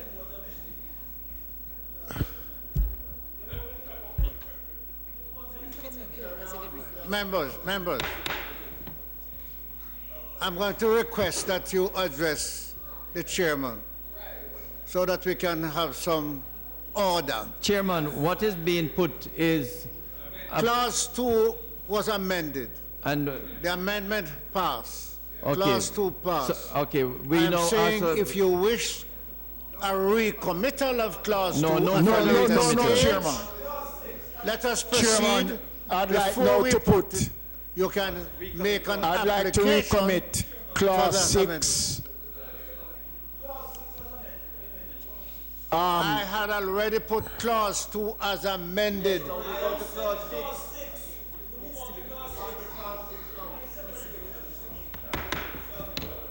I put Clause 6. Chairman, we'd like to delete subsection 1 and substitute therefore the following. Subject to subsection 2 and 4, this act shall be in addition to and not. Minister Chairman, Mackenzie. We'd like to Minister Mackenzie, I understand you put clause, I should recommit Clause 6. Those in favor? Those opposed? The ayes have it. You may proceed. You have an amendment to Clause 6. Let me do it. Chairman, what is being proposed is C. We need to add as a new C the Disabilities Act. So the effect of it, Chairman, is to delete Clause 6, subsection 2 and 4, and add in place delete subsection 1 and substitute therefore the following, and that has been put to the House. There's amendment. The effect is really to the Disabilities Act, the Real Estate Dealers and Developers Act, and the Registration of Strata Titles Act. So, yeah? Yes. Members, have you read the amendment to Clause 6? I want to put the amendment. I put the amendment. Those in favor? Aye. Those against? The ayes have it. I put Clause 6 as amended. Those in favor? Aye. Those against? The ayes have it. As a recommittal of... Can we have recommittal of Clause 24?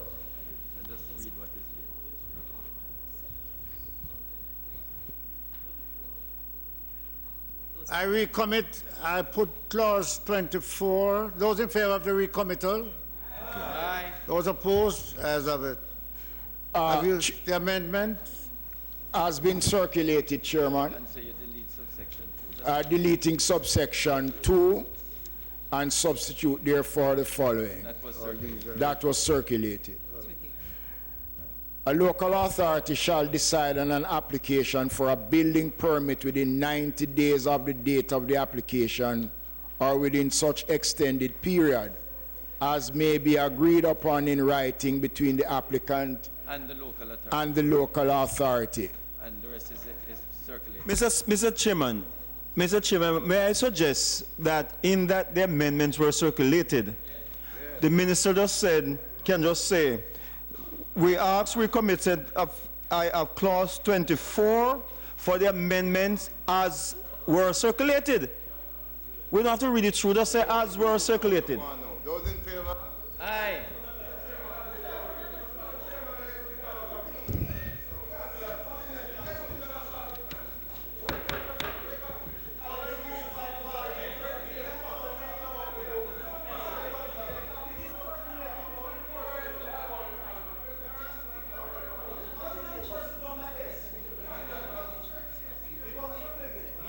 Members,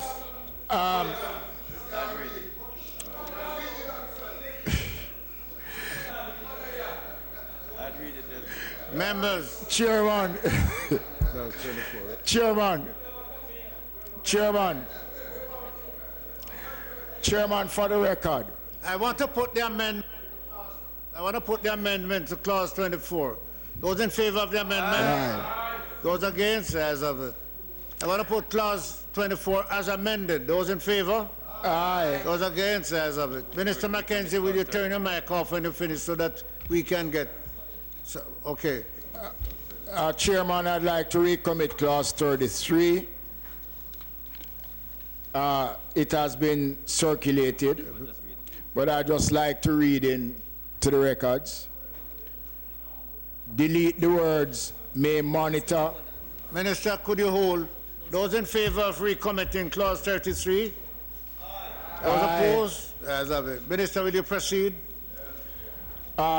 Delete the words may monitor and substitute therefore the words shall monitor. So you get your wish, member Hilton and member. Yes, put it, Speaker. So I'm asking you now to put clause 33. The minister is still speaking. Those in favor of the amendment? Aye. Those against? As of it. I put clause 33 as amended. Those in favor? Aye. Those against? As of it. Chairman, I'd ask for recommittal of clause 72. We haven't reached 72 or 73 as yet, 75 as yet. So when we reach it, we can do the amendment, Mr. Chairman. We have not reached it as yet. Right, well, so we just go through with the others, and when we reach, we can do that. We don't reach it yet. What clause are we at now? Then we have to go through the business. He's going to just go through. I put clause 34. Those in favor? Aye. Those against? As of it. Put 35 to 70, Chairman.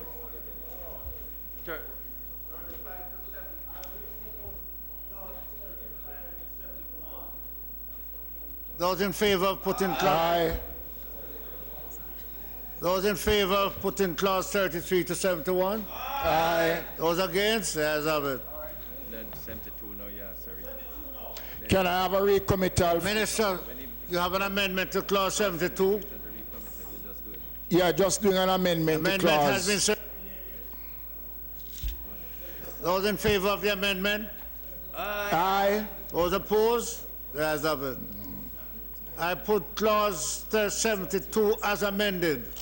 Those in favor? Aye. Those against? As of it. Put 73 and 74.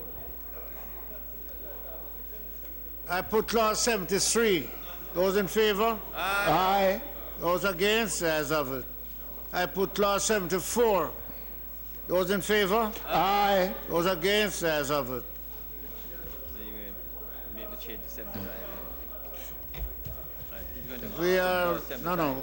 We are recommitting clause 75. There's an amendment. Put the amendment. Okay. There's an amendment to clause 75. Just read through. You have read the amendment. Those in favor of the amendment? Aye. Those against? As of it. I put clause 75 as amendment. Those in favor? Aye. Those against? As of it. I put 76. I don't know. 76. I put clause 76. Aye.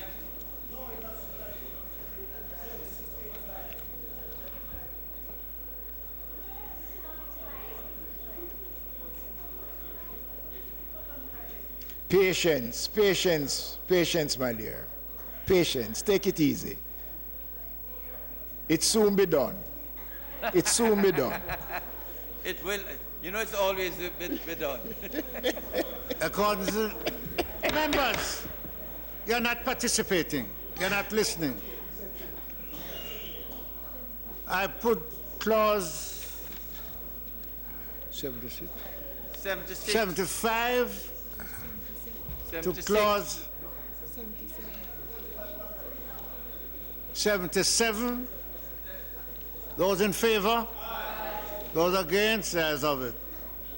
Clause 78, you have an amendment. Members, if you have looked at the amendment as presented by a document, may I put the amendment? Those against? The ayes have it. I put clause 78 as amended. Those in favor? Aye. Those against? The ayes have it. Put the rest now. 79 to 85. I put clause 79 to clause 85. Mr. Chairman, Those in Mr. Chairman, favor? Mr. Chairman. Mr. Chairman, I'd just like to Those crave your... against? Hold it, Chairman. Mr. Chairman, I'm craving your indulgence at clause 79. Yes.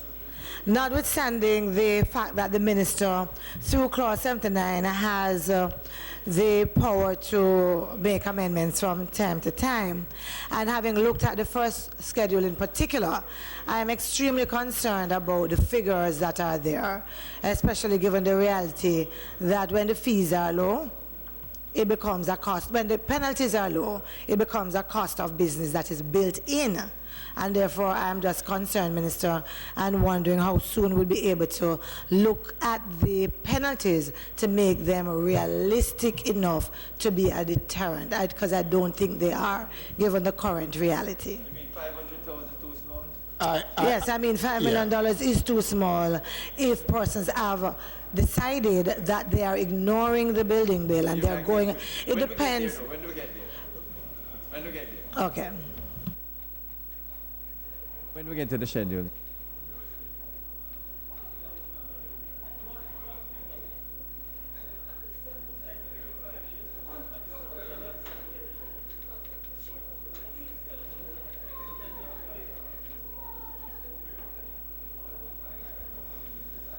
Members would like to put clause 79 to clause 85. Those in favor? Aye. Those against? As of it. Well, you can raise your objection when you put it on. I put the first schedule. Those in favor? No, hold it. Those against? As of it. Raise it now. I put the second schedule. Those in favor? Mr. Those Chairman. against? As of it. I put the third Mr. schedule. Chairman. Those in favor?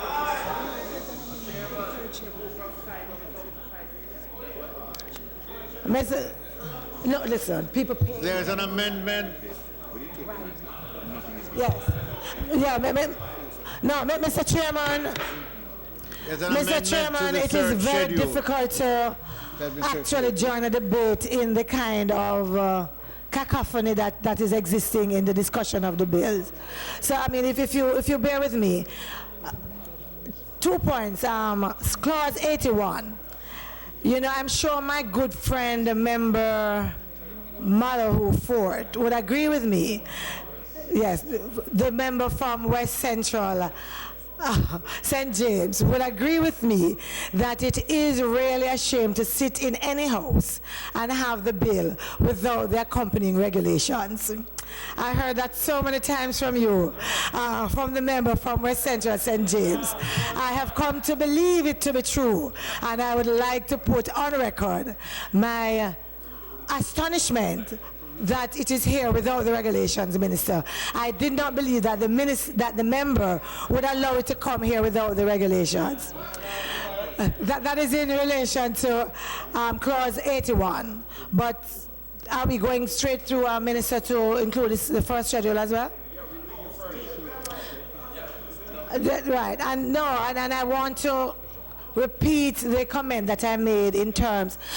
Listen, I believe most individuals who are involved in the industry know that $11 million, $12 million, even $20 million is not difficult for persons to find depending on the assessment of the cost of construction. And so where we have penalties and we put a cap of 5 million. So you say, for example, 3%, between 3%, a minimum of 3%, maximum of 10%, but a cap of 5 million. I believe the cap of 5 million really should be removed. I don't know, and I'm making that because what you have done is to cap the penalty at $5 million. It is with building without a building permit, and it is the same thing as well when you go to carrying out building works, ignoring stop notices or enforcement orders. And I believe that capping it outside of the 10% penalty is really going against what we are trying to do with the bill. What schedule, Madam, what schedule are we dealing with here now? The first. No, the first to the third, the first, second schedule already been accepted. We cannot deal with the third and the fourth schedule of the because those have been adopted, voted on. The chairman put those schedule ready. But you're just making your concern known. But not for changes. She didn't ask for that. You can't speak for her. You can't speak for her. She didn't ask for that. You can't speak for her. Let her speak for herself.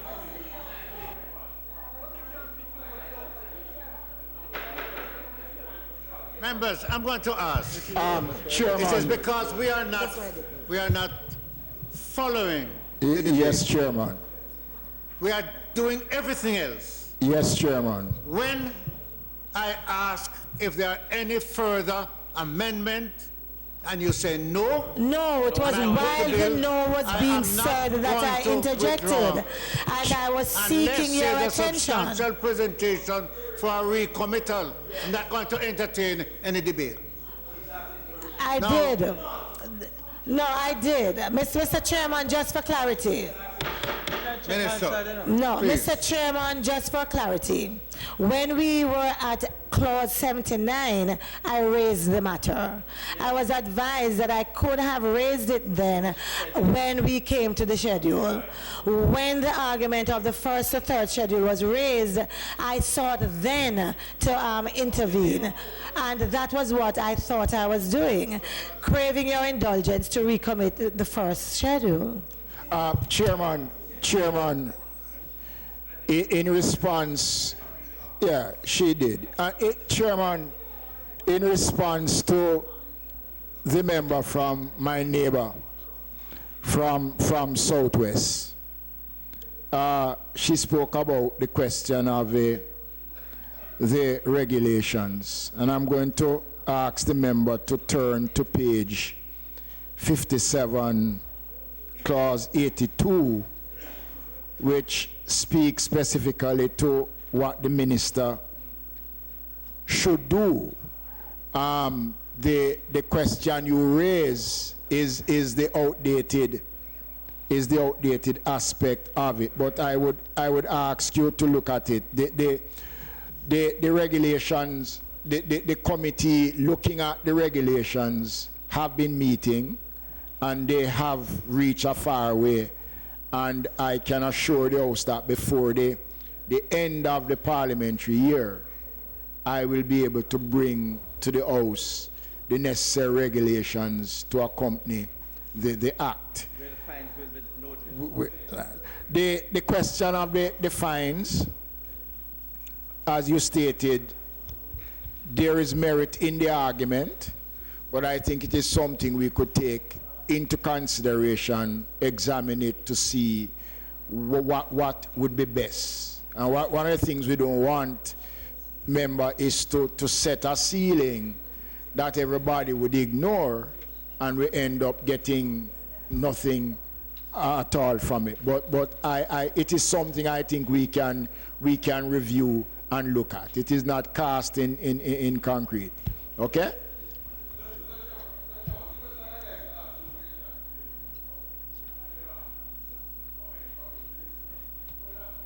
Mr. Fagan, go ahead.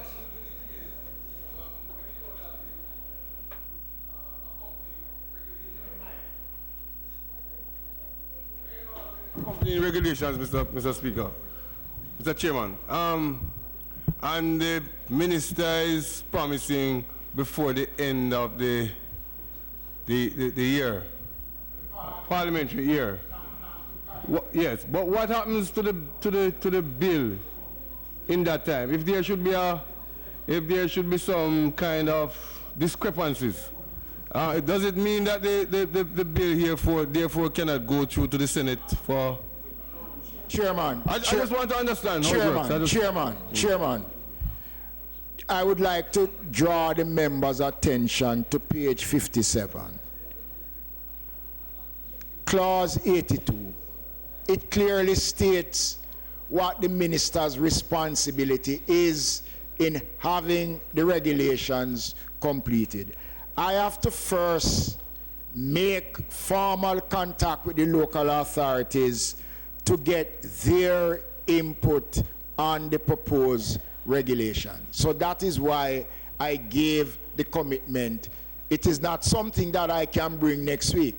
It has to go through a process, and that process is outlined in the bill. It is outlined in the bill. Page 57, clause 82. And the old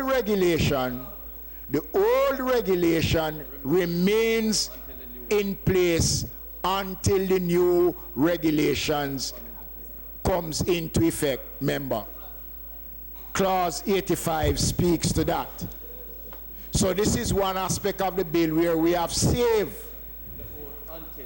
until, not like some previous bills. No, but I need to say it.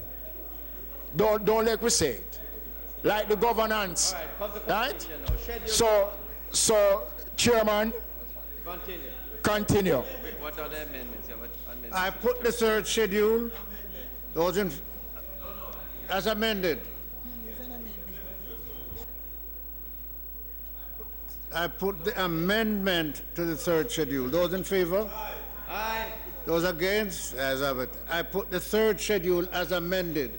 Those in favor? Aye. Those against? As of it. I put the fourth schedule. There's an amendment to the fourth schedule. Yes, Chairman. Those in favor? I put the amendment to the fourth schedule. Those in favor? Aye. Those against? As of it. I put the fourth schedule as amended. Those in favor? Aye. Those opposed? As of it. No, what he's going to do when he I put the title and enacting clause. Those in favor? Aye. Those against? As of it. The question is that I do report the bill as having passed committee stage with 24 amendments. Those in favor? Aye. Those against? As of it.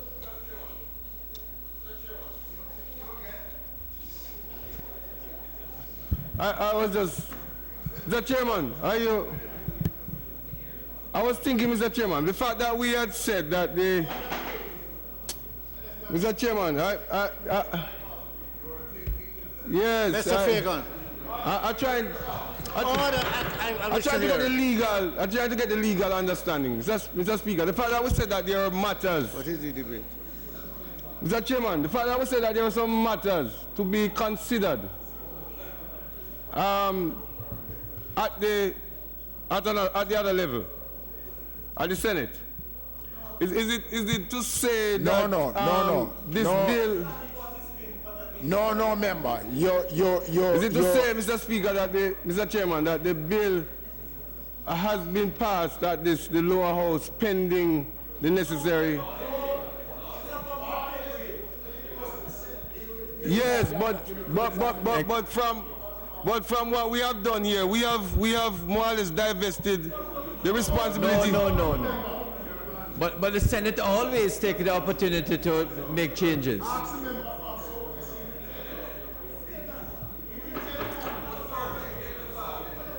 I rest my case. Members, we are parliamentarians. When the bill is being debated, please debate the bill before we put it. And once we put it and we vote on it, that's it. Okay.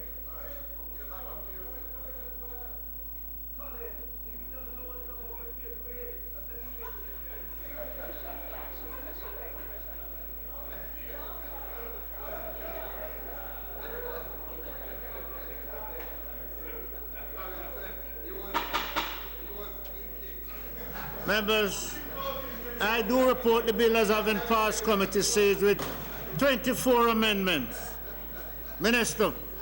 Mr. Chair, Mr. Speaker, I beg for the third reading of the bill.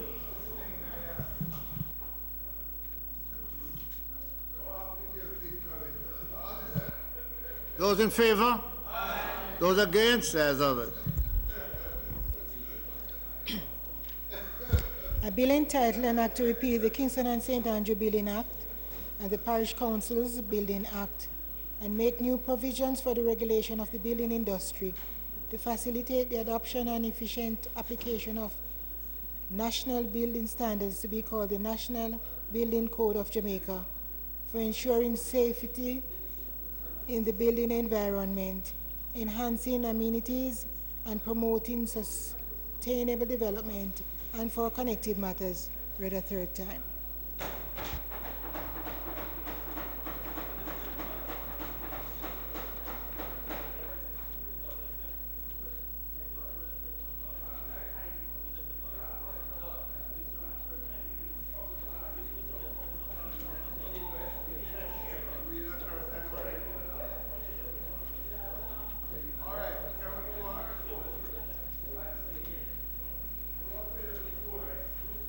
Mr. Speaker, we now continue the State of the Constituency debate, and the Member of Parliament for East Rural St. Andrew, Mrs. Juliet Holness, will make her presentation.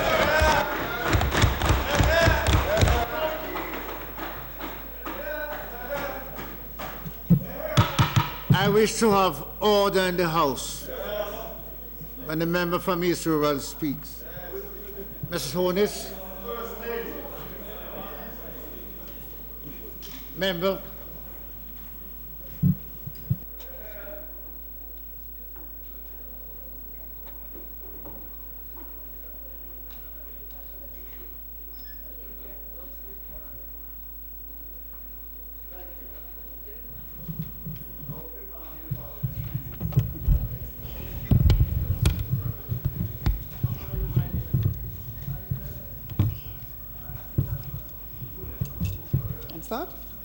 Mr. Speaker, I greet this Honourable House as the proud Member of Parliament for the strawberry capital of Jamaica, St. Andrews. I greet you as the representative of a constituency which personifies ambition and is a prototype for prosperity. It is my intention, Mr. Speaker, to give a brief report on my stewardship of the constituency, cognizant of the fact that while it is not always rosy and things are not perfect, big things are going on in St. Andrew, East Rural. Before I proceed, it would be remiss of me not to acknowledge our new opposition members, St. Andrew Southwestern and St. Andrew South. Mr. Speaker, this Honourable House will also understand if I extend an extra special warm welcome to the member from St. Mary Southeastern and congratulate Dr. Norman Dunn for a job well done. Mr. Speaker, we on this side believe in investing in the future and in empowering women and children, and that is why East Rural, as the prototype for prosperity, has invested in the youth. Employment opportunities have been increased for the youth in the Dallas division through a partnership with Carib Cement to establish the new Bull Bay Block Factory in 10 miles. This, Mr. Speaker, is aimed to spearhead and replicate the zinc fence removal program done in Bull Bay right across the constituency. Building walls, rebuilding pride is a better environment in which to raise our children. Mr. Speaker, 14,000 children across the constituency from kindergarten to high school received educational supplies, preparing them for the new school year and for using education as the tool for liberation. Whiteboards in the classroom are aesthetically far more pleasing and reduce the harmful effect of chalk dust, both impacting teachers and students alike. It enhances visibility and the students' attention span. This is why, coupled with a generous donor, we were able to distribute over 200 whiteboards across the constituency, and it is our intention, Mr. Speaker, to ensure that a whiteboard is in every classroom in East Rural St. Andrew. Mr. Speaker, Digital Foundation is partnering with us in the Kentire Division to expand our juice production group called iRefusion, a group of women, and the Dallas Castle Women's Group, who we would like to have enhance their production of the finest jams and jellies you will ever taste.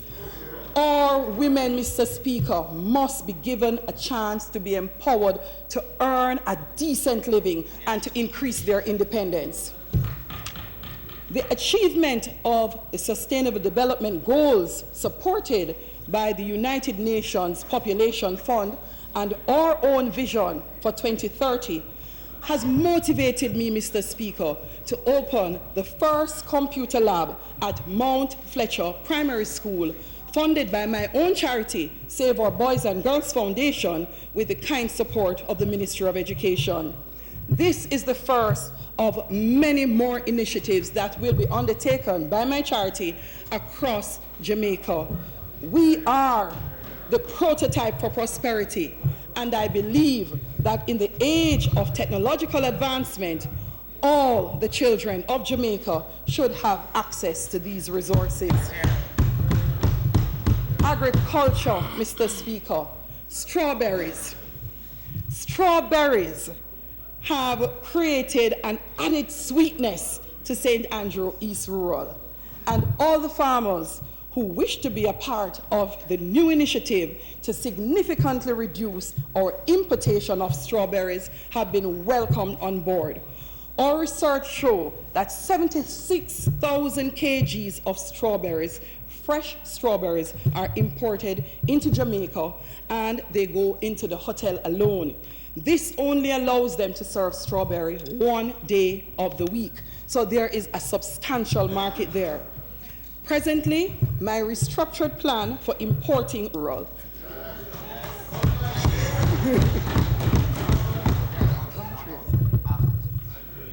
East Rural St. Andrew.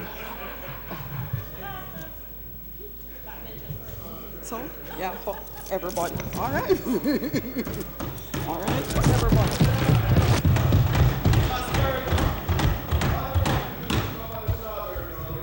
East Rural St. Andrew has also capitalized on the National Irish Potato Program. We make good use of all the national programs available to the farmers. With hard work and determination, Mr. Speaker, 70 farmers and 3 farmers groups have increased our Irish potato yield to anywhere between 30 and 40%. We, Mr. Speaker, have exceeded the national average in terms of strawberries per hectare produced. Mr. Speaker, when you say coffee, the world knows the best is found in the hills of East Rural St. Andrew.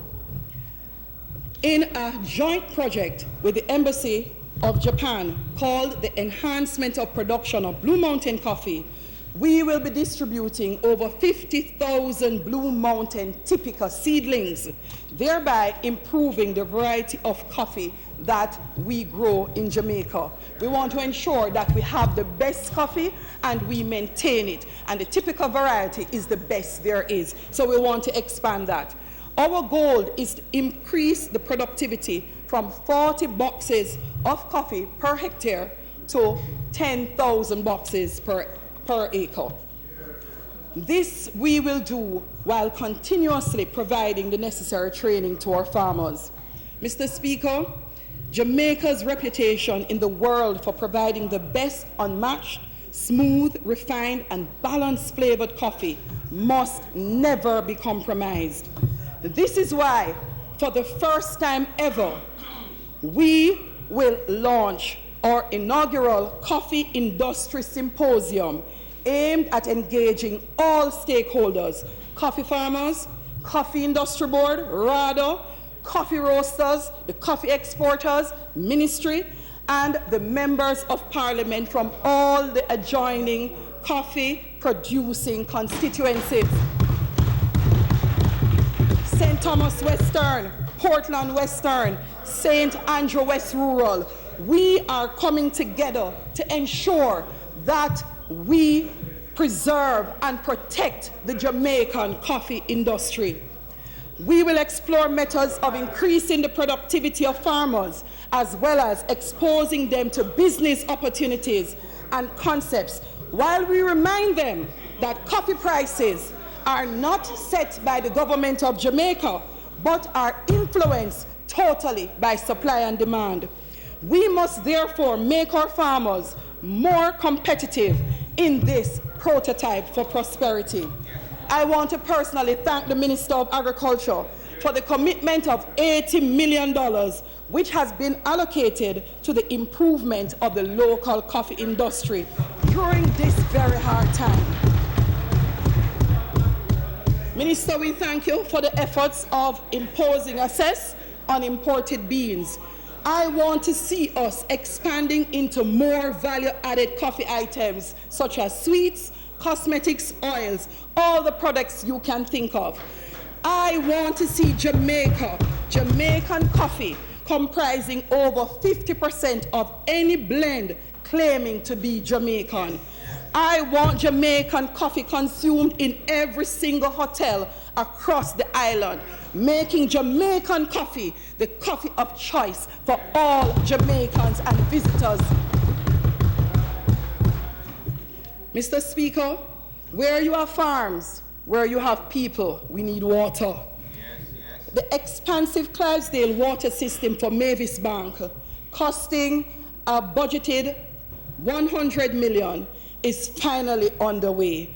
This will benefit the residents of Guava Ridge, Content, St. Peter's, Top Road, Robertsfield, Mavis Bank proper. The constituents are overjoyed.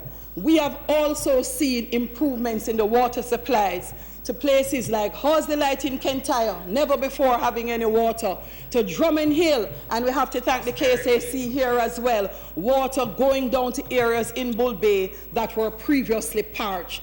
We want to ensure that we continue the program of bringing potable water to thousands of residents and irrigation water to hundreds of farmers. All 33 farm roads are arguably the most expansive in the island.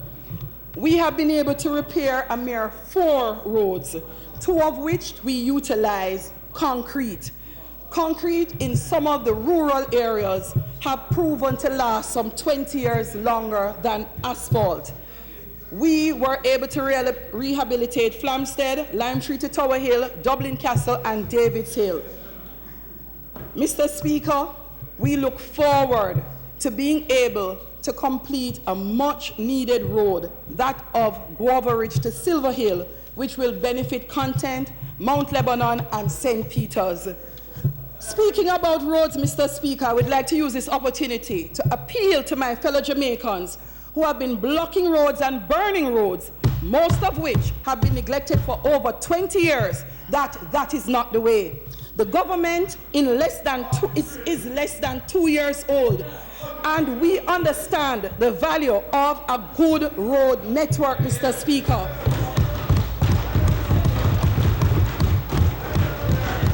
Citizens, help us to make life better. Help us so that we have better roads and our roads can be maintained in the interest of industry and in the interest and comfort and safety of all our citizens.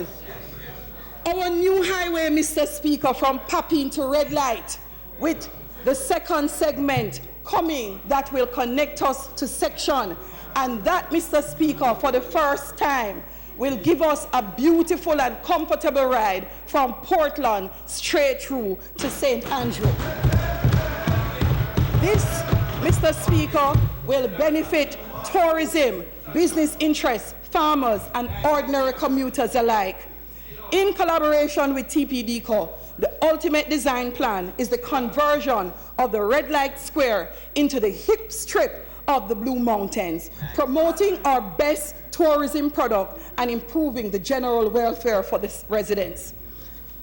Interconnectivity is key to a functioning road network. This is why I'm inviting the National Works Agency, Prime Minister, to urgently assess and repair several roads within the constituency which are interlinked and are presently in dire need of repair.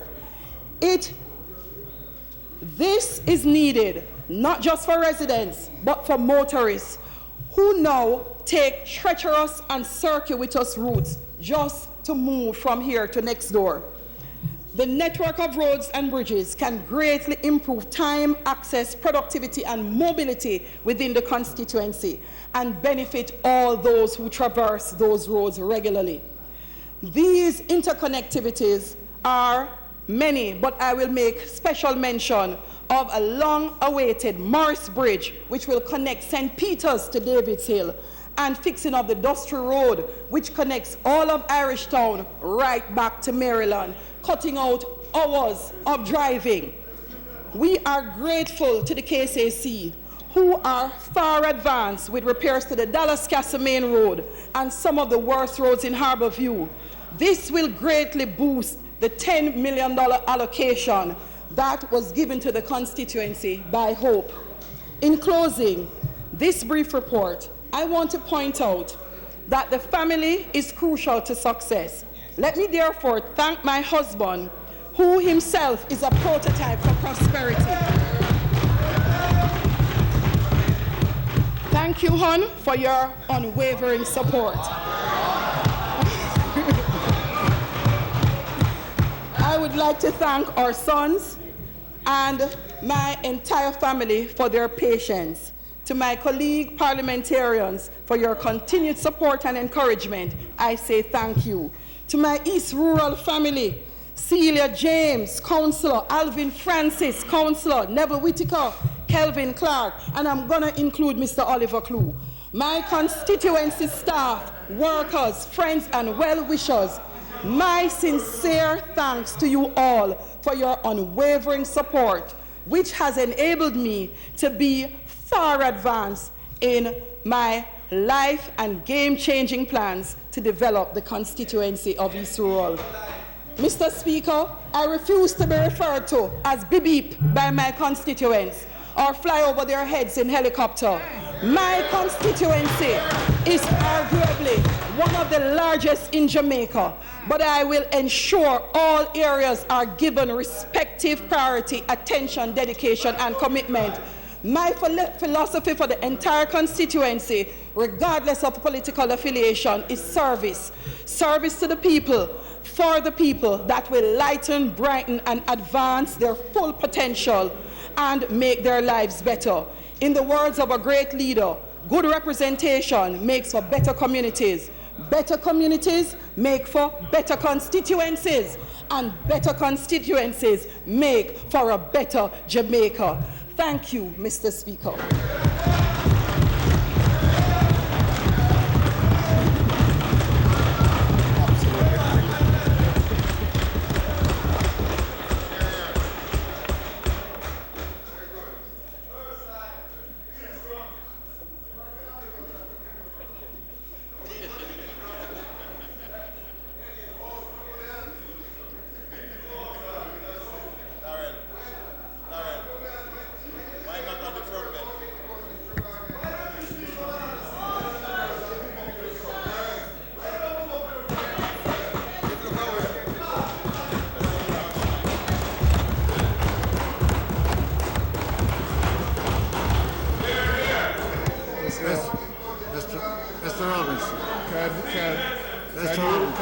protect me from the members over there.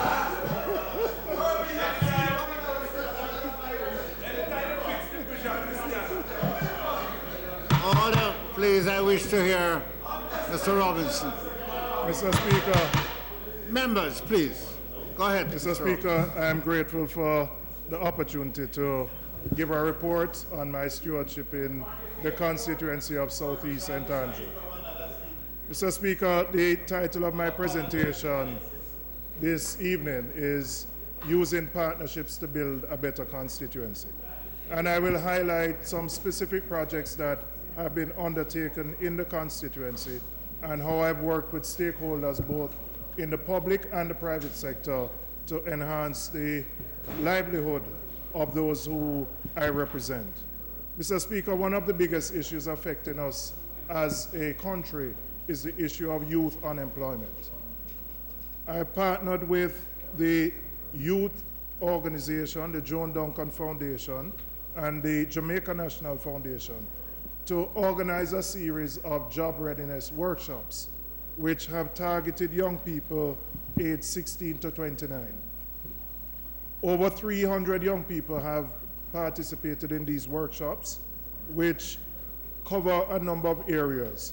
The first area is what is called Conversations for Greatness, which is really about empowering persons to do the best that they can, but also importantly, preparing young people for the world of work and business opportunities. If you listen to some employers, they will indicate that they have job opportunities that many persons cannot take advantage of.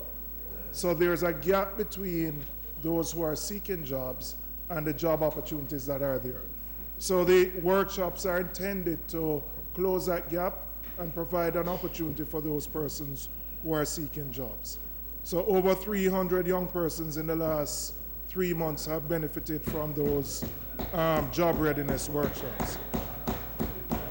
I've also partnered with one of the business process outsourcing companies, Sutherland Global, to offer a Microsoft digital literacy training program.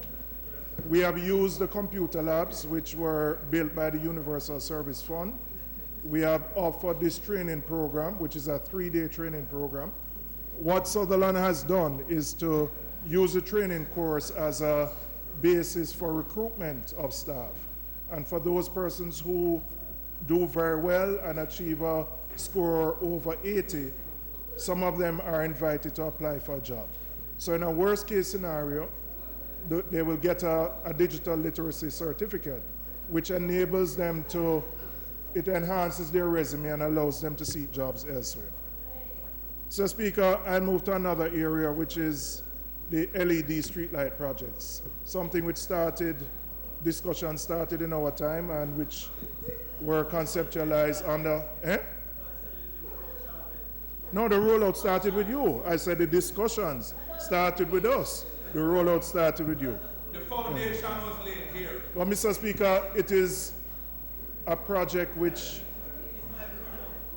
has significant benefits for everybody. It consumes less electricity, but it has a significant public safety component, which cannot be understated.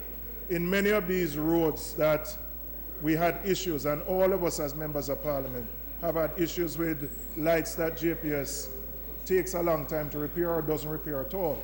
And in my constituency, JPS has rolled out just over 2,500 of these LED lights.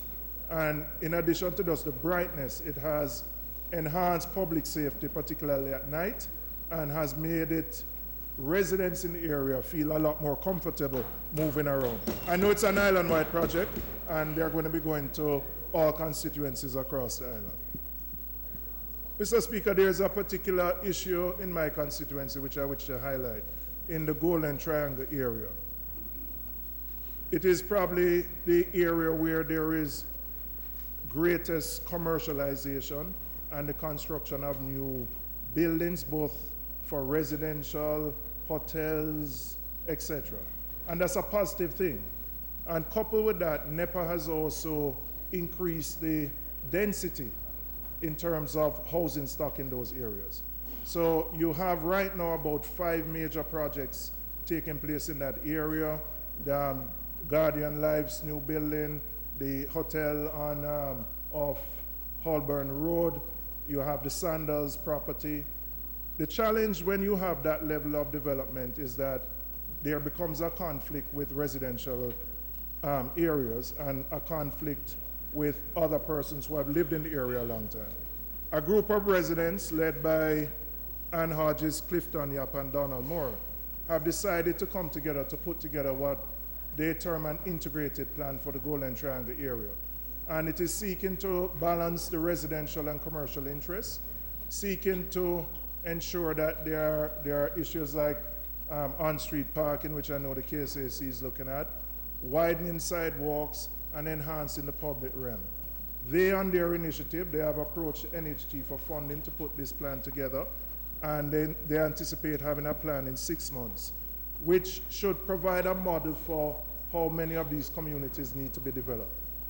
The Golden Triangle is one area, but there are many other areas, not just in the corporate area, but in other areas that have become overrun because commercialization has been allowed to proceed unchecked, unplanned development. And it is something that as parliamentarians we have to take note of. And so what the proposal is to, looking at what NEPA is doing, as I said, which is NEPA has increased the housing densities, which is important for more persons living in the area, but ensuring that there is a balance. So it will balance mixed use, residential and commercial. It will also ensure that you have sidewalk areas which are wider, which will allow persons to walk instead of driving, having on-street parking, public transportation, hopefully, which will reduce the amount of people who need to drive from one area to another, and importantly, increasing the public realm. And this is just a schematic of what they would like to see Lady Musgrave as a road look like. I know NWA has plans to widen the road, which is not a bad thing, but in widening it, we have steadily removed access of sidewalks. We have no access for on-street parking. So the initiative by the residents are to try and identify one area within the Golden Triangle which can act as a model for what development should look like. Mr. Speaker, I have been engaged in a pilot project with the Mona School of Business at the University of the West Indies to see how I can expand and be more inclusive in the use of the Constituency Development Fund. The Mona School of Business has developed an app for what is called participatory budgeting. All of us as members of Parliament are required to host on an annual basis a Constituency Development Fund consultation, which we invite residents to. They provide feedback, input, they give us suggestions about projects they would like to see implemented. The reality is that for those of us who have these meetings, we only interact with a relatively small percentage of your entire constituency. And the reality is that the vast majority of your constituents don't come to these meetings. So the project is to see how we can broaden and deepen citizens' participation and also to democratize the decision-making process on how funds are to be allocated. And the participatory budgetary model really is about directly engaging residents and community-based organizations on what those spending priorities should be, what the allocation should be, and including them in the monitoring of the implementation of these projects. Right now, Mr. Speaker, the reality is that we as members of Parliament, in some consultation, are primarily I was trying to find one of Wame as the current, but I couldn't find an image of it. But we are the ones who determine almost exclusively. I know I was looking for others, but I was rushed today. I was very conscious of it. I was conscious of it. But, Mr. Speaker, we as members of Parliament primarily make the decisions as to how our CDF allocation should be. And there is some consultation, but it's not broad or wide. And I believe going forward, we have to be inclusive to have those citizens, groups, genuine community-based organizations involved in that process. And I won't go through this, but there is a model developed by the university where you look at the proposals first, you have a participatory model to determine which proposals should be adopted, and then you have implementation monitoring, which includes the same citizens and those community-based organizations. There are key enablers that are important in ensuring that participatory budgeting works. And the most important one, which starts with us, is that there is a willingness on our part as parliamentarians to engage in this exercise and to lead this exercise. And I won't go through all the enablers or what the barriers can do. But importantly, how can technology assist in this process? First, as I mentioned, when we have these meetings, it only attracts a very small cross-section of persons. The app will allow persons who want to submit proposals or submissions to do so. The app will also, through an SMS alert, inform citizens of the process and recruit their participation. It will also, whether through using websites or social media, encourage residents to be more involved in the process. And also, the app allows you to actually engage in a voting exercise to determine which projects are the most important ones. The app has actually been developed. It's on the Google Play Store. It's called the CDF mobile app. And for those of you who want to download it, but these are some screenshots of it. And I intend to use it in the next cycle of CDF consultations. So it allows you to indicate, start with the process, start with the voting for what those projects should be, whether somebody wants a community center, a computer lab, a road, etc. You actually budget what those projects cost, and the residents can then determine, obviously in consultation with the political directorate, what they view as their priorities. So that in truth and in fact, we are actually responding to the needs of our constituents without, by ourselves, taking on that responsibility. So, well, it's more than a school of business work. No, they've worked with me on developing the app. Yeah. So, Mr. Speaker, I want to commend it to my colleagues as a pilot that we can all engage in. There are many who look at the CDF as something just as pork which we hand out at our whims and fancies, which is totally incorrect. And I believe it will enhance not just participation, but confidence in the CDF process. So, Mr. Speaker, in the short time that I have, which is running out, that's a brief report on my stewardship as Member of Parliament. I thank the residents who continue to have confidence in my ability as Member of Parliament, and I thank you for your indulgence. Thank you.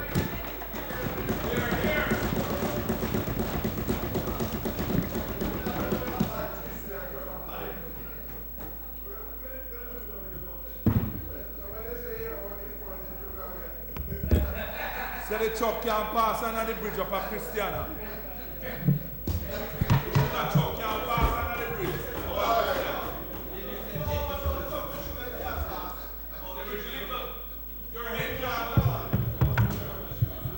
Mr. Clarke.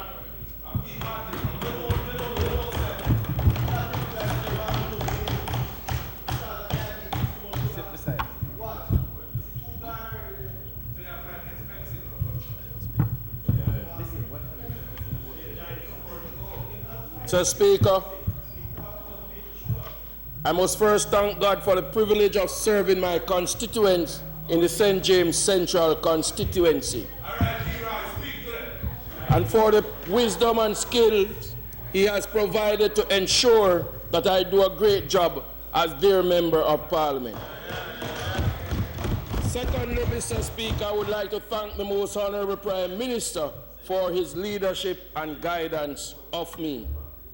I would like to thank the completion of my ribcage, Patrice, my wife, for her kind love and support and the work that she has been doing in the constituency. like to thank Dr. Horace Chang, my mentor, for his tutelage. And last but not least, I would like to thank the wonderful people of St. James Central for their support throughout the years. Mr. Speaker, my election campaign was built on 4 pillars: education, youth empowerment, self-sustainability, and the constituency development. It is my pleasure, Mr. Speaker, to report on our great progress in all these areas. Mr. Speaker, the road progress and success start with education.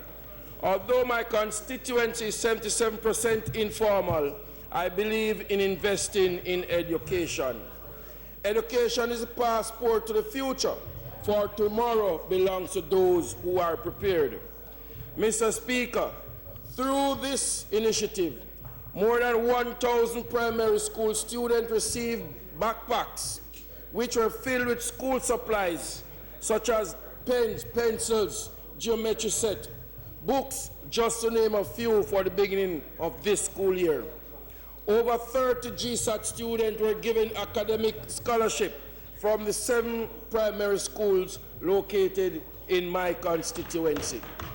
In addition, more than 200 books in the core subjects of language arts, social study, and science were provided to the primary schools for the needy students. We are currently, Mr. Speaker, assisting high school students with payment for their CXC subjects. And of course, the numbers are growing daily. But we have so far assisted 70 students up to today. Mr. Speaker, we have assisted over 64 tertiary students with meaningful grants as well. Mr. Speaker, I must proudly report to you, the Most Honourable Prime Minister, that $5 million allocated by the CDA for education has been invested well into the lives of students in St. James Central. Mr. Speaker, what would education be without experience? Meaningless. The National Youth Service assisted 25 students to get summer jobs. The Prime Minister Hope Program assisted another 30 in procuring summer jobs. An additional 40 students were given summer jobs employment through TPDCO. Mr. Speaker, the William Street to Megitop Main Road was completely rehabilitated. This sounds like a very simple statement, but for those who have the geographic memory of Montego Bay, this road is one of the most important roadways in the city of Montego Bay. Over 7 kilometers of roadways was rehabilitated. This was done because of the combined effort with a member from St. James Western, Dr. Horace Chang. Mr. Speaker, I am proud to report to you that for the first time in the history of this country, the community of Repasture have received paved road to drive on. Over $10 million was spent under the Prime Minister Hope Program. The Flower Hill Square to Scheme Road was done in part at a cost of $10 million, Mr. Speaker.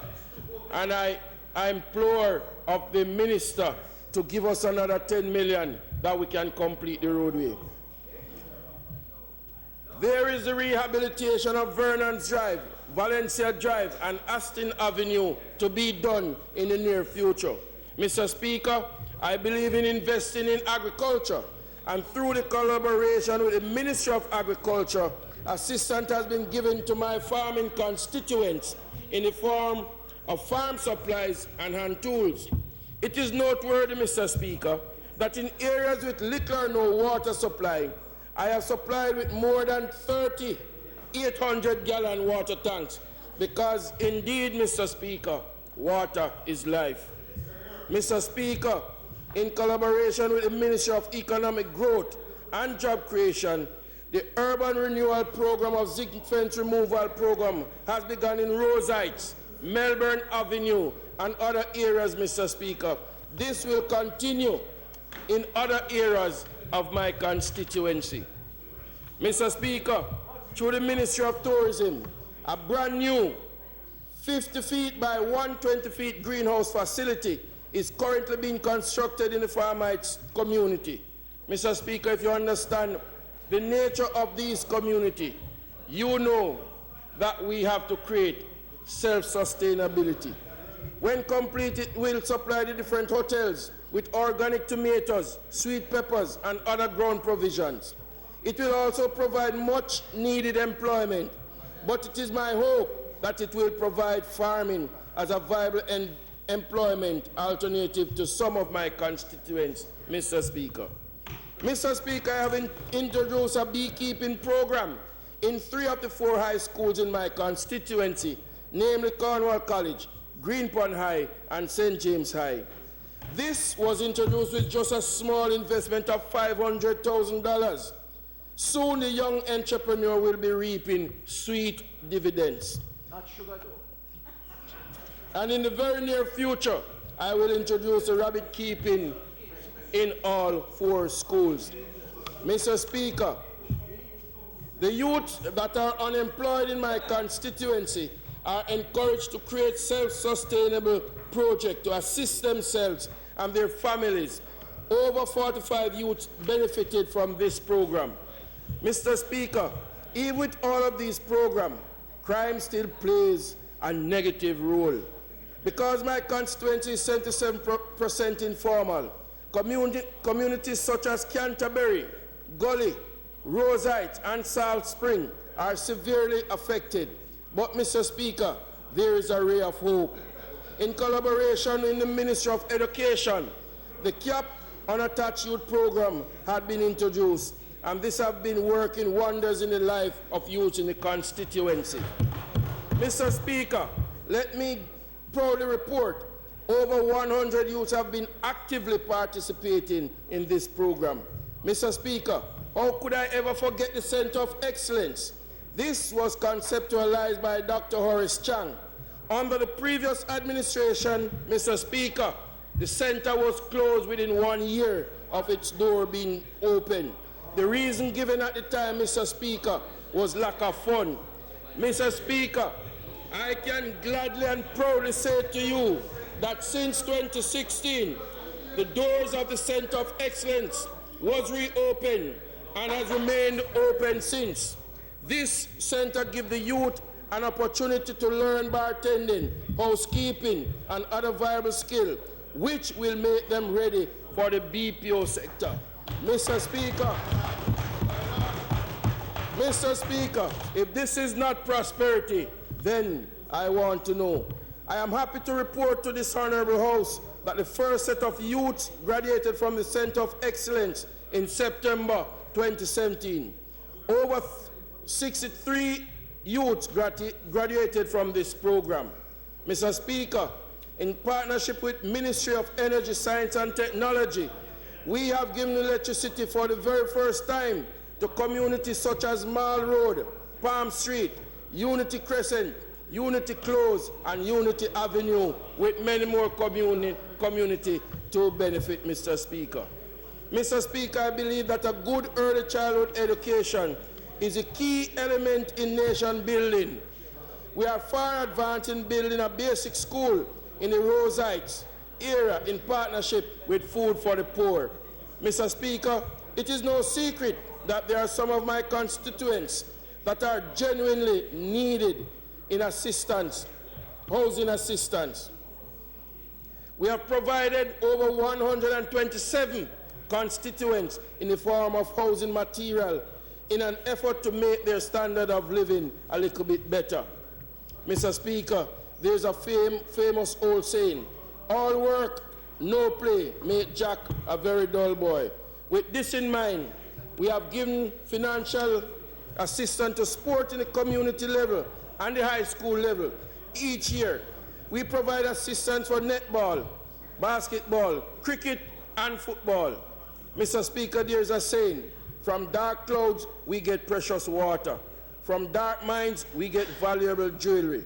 From the bad, we get the good. I must thank the most Honourable Prime Minister for selecting a part of my constituents for the introduction of ZOSO. Apart from the many benefits which the constituency received, I want to highlight some of the social benefits which the community receive. Mr. Speaker, choose also the rehabilitation of the Mount Salem playing field will be done in short order to include a multi-purpose court, Mr. Speaker. Mr. Speaker, let us now look at the future prospect. Mall Road will be paved and complete before the end of the financial year to a tune of $4.1 million. The bridge that links Greenpond and Cornwall Court will be rehabilitated. There will be water upgrade for the project, the Appleton Hall project in section of Rosemount Gardens and Flower Hill. Mr. Speaker, there will be development in the Montego Bay waterfront, popular called the Dump Up Beach, with the creation of changing facilities, exercise track, beach football facilities, beach volleyball facilities. Mr. Speaker, there will be a housing project at Vernon Drive on lands owned by HAJ. Interestingly, Mr. Speaker, ground was broken under the PNP administration, but nothing was done since then. But I can safely declare that the man in charge, Dr. Horace Chang, at the helm, this will be done. Mr. Speaker, there will be another housing projects on lands adjacent to the Albion Junior High School, Mr. Speaker, because this will allow persons within the community of Canterbury and Albion Lane to get affordable housing, Mr. Speaker, and to live a continuous, comfortable life. Mr. Speaker, as the ring road is created, this will be ideal. The bypass from Montego Bay, we will see the development of other areas in the constituency and the greater Montego Bay region. Mr. Speaker, with God's willing, God's blessing, we continue to serve the people who elected us to serve them. Thank you, Mr. Speaker.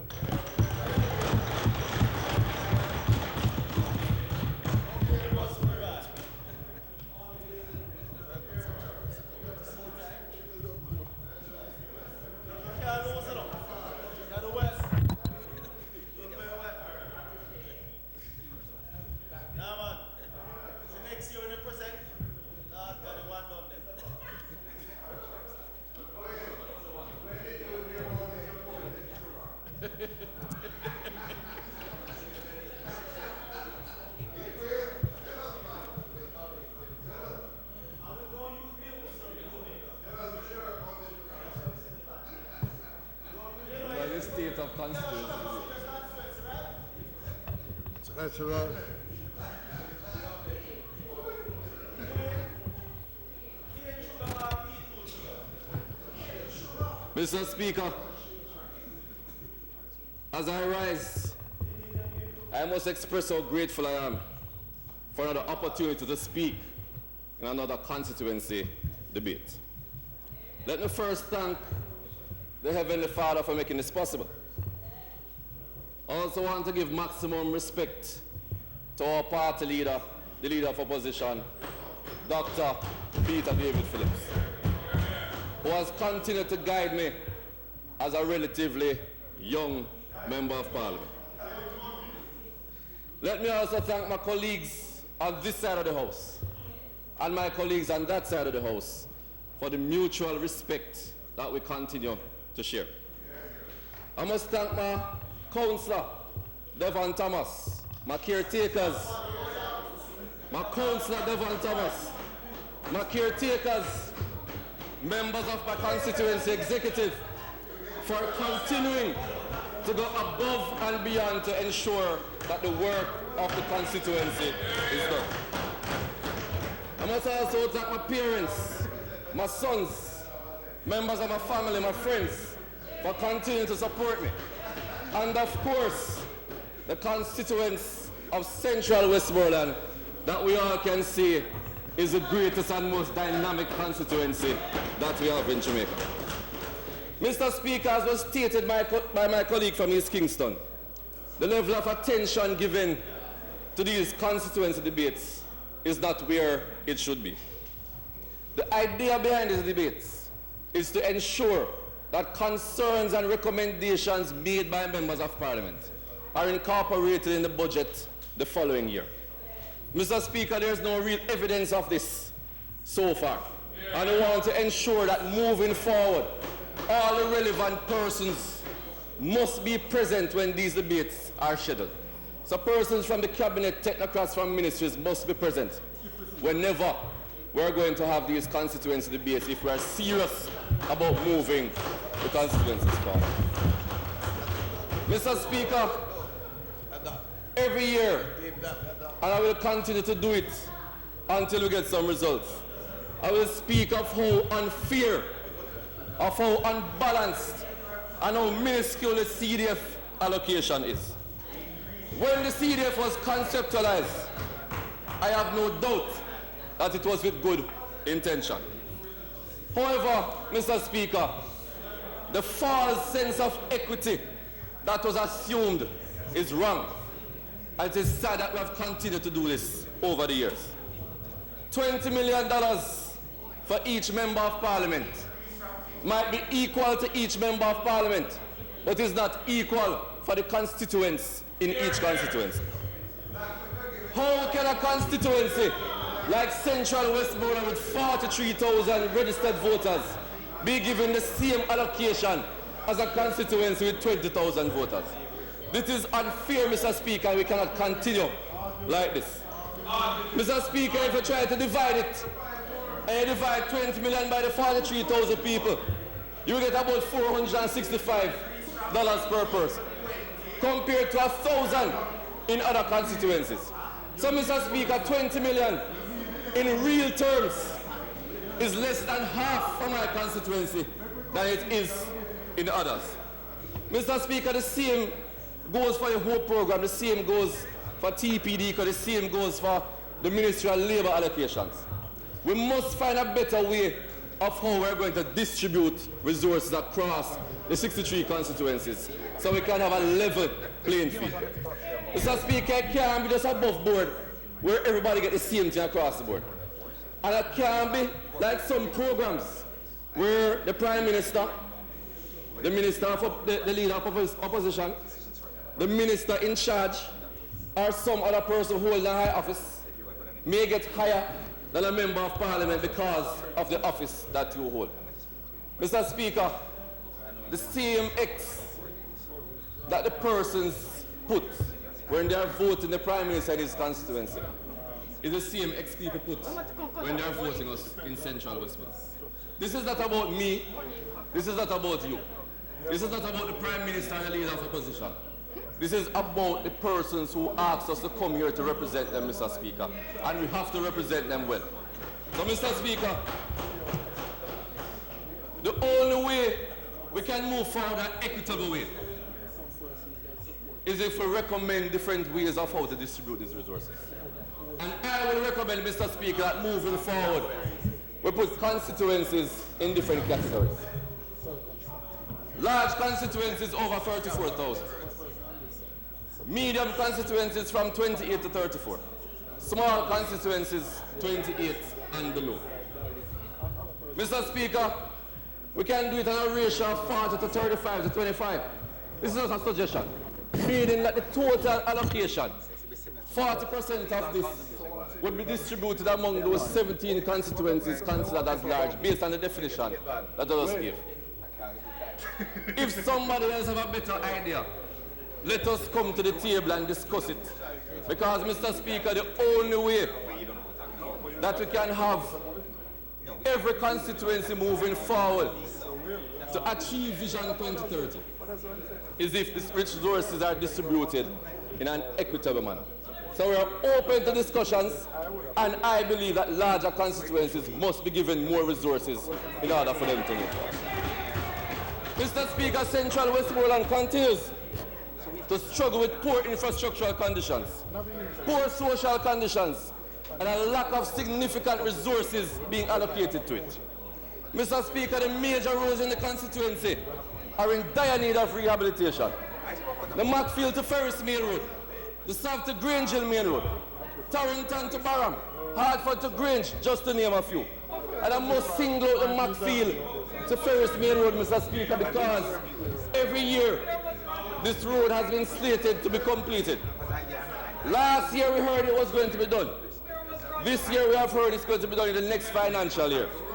Mr. Speaker, I am frustrated. The members of the constituency who use this road every day are frustrated. This is the major thoroughfare between Montego Bay and Savlamar. Hundreds of residents traverse this road on a daily basis, Mr. Speaker, and we must ensure that something must be done in short order. Mr. Speaker, despite the lack of resources, though, we have been able to do some work on roads through our HOPE program. And Mr. Speaker, we have done one in Landale Phase 6, we have done Baggy Road in Waterworks, and currently we have Sweetness Lane and Pentecost Lane under construction. Through the STU, Mr. Speaker, we were able to rehabilitate Madden Street and Water Lane in Jarvis Lane.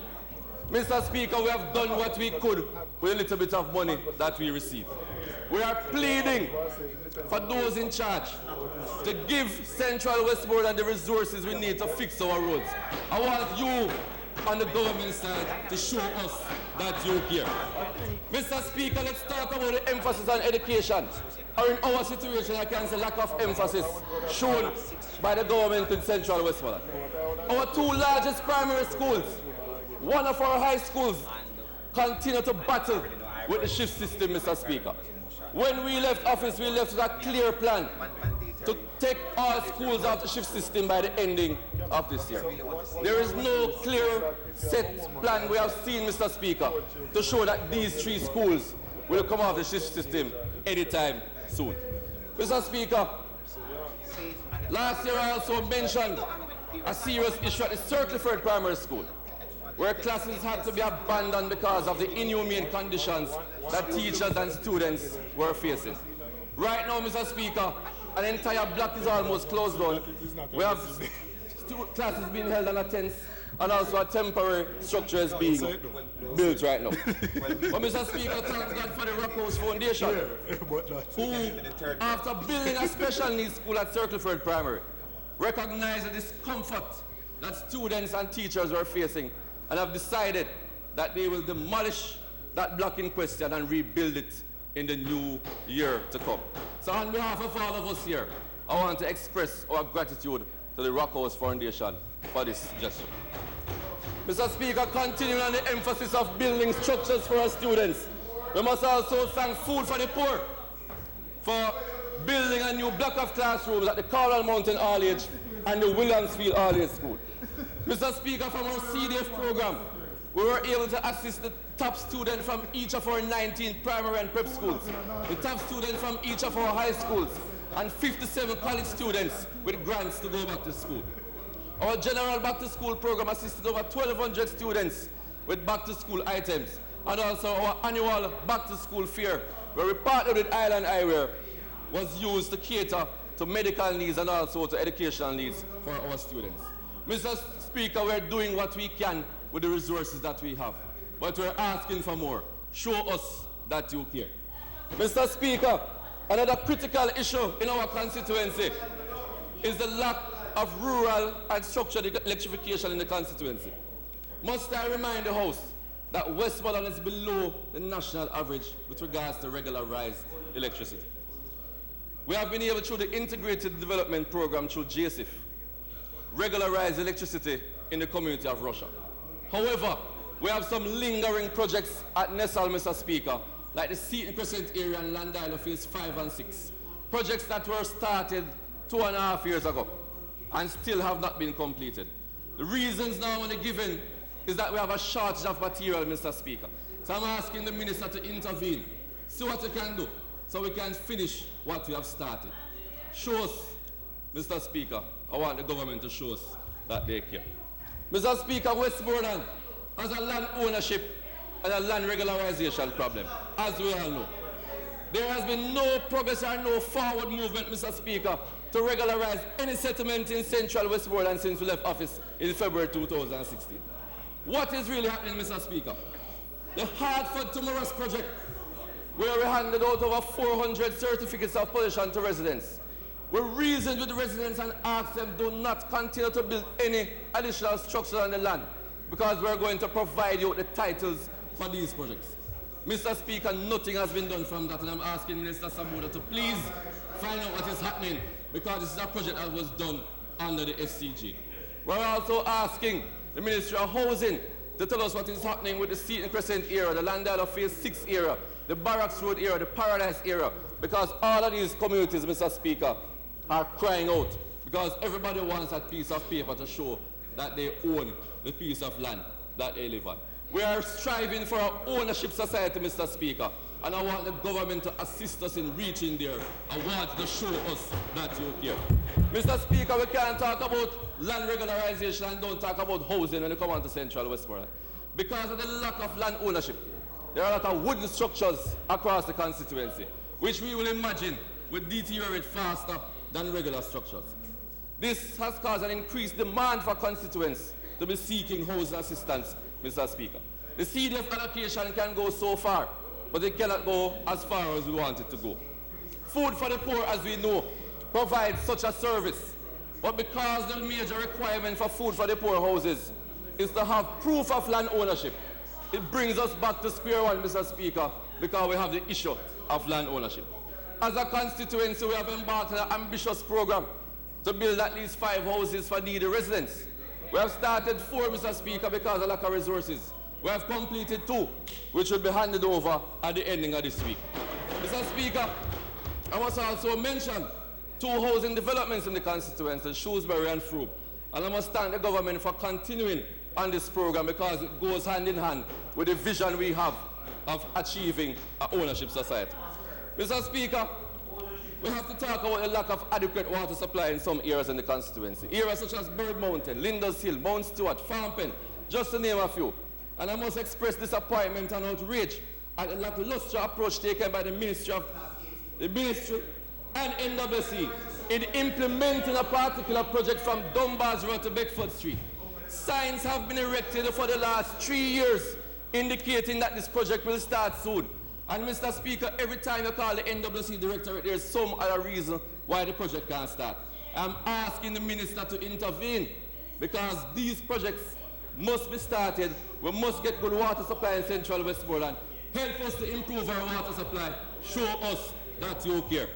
Mr. Speaker, the harsh reality in Westmoreland is that crime has taken over the parish. And it's a sad and frightening one. The situation seems to be out of control and seems to have no near end in sight. Mr. Speaker, the morale of the police is low. Corruption is claimed to be behind the force, and also the situation with income is still a serious issue amongst the police. In Westmoreland alone, Mr. Speaker, we have had 124 murders this year, up from 115 for the entire period last year.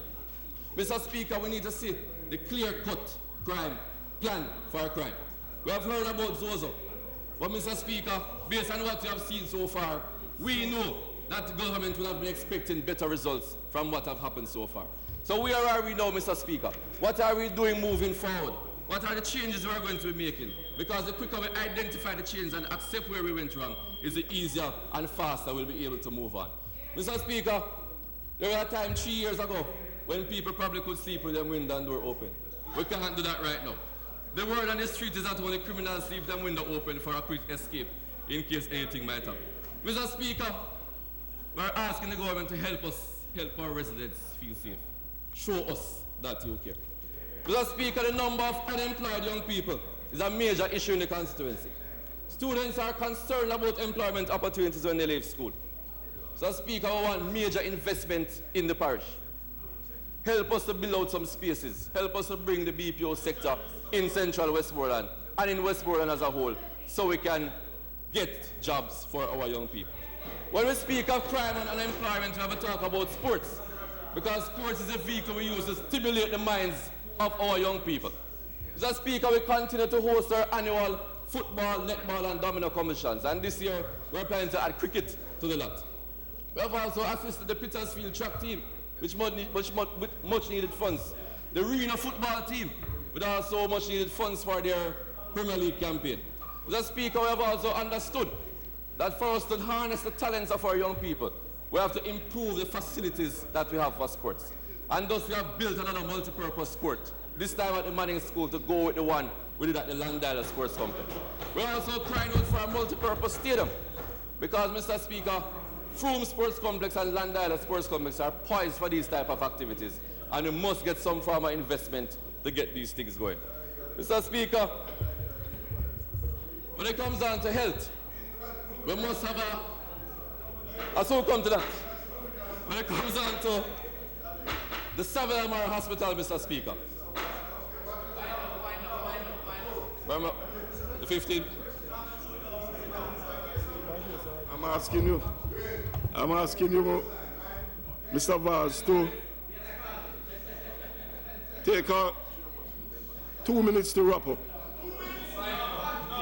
2 minutes. The rule is 5 minutes. 2 minutes. I want to complete it. Mr. Speaker, to be a productive nation, we must have a healthy nation.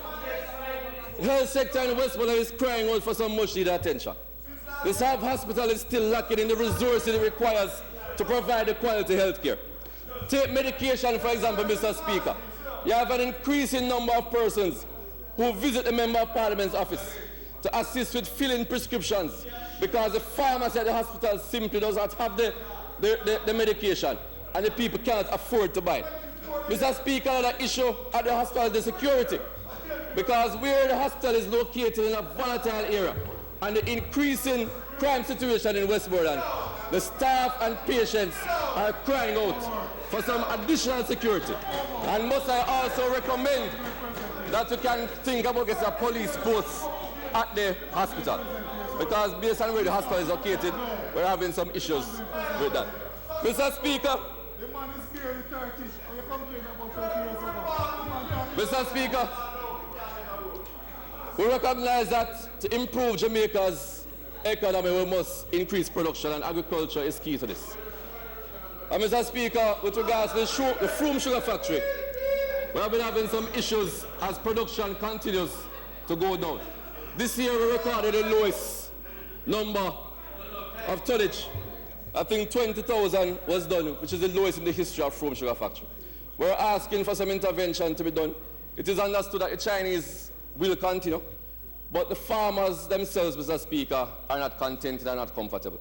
There seems to be a communication issue. We're not sure of what is happening. So I was asking the Minister as soon as possible.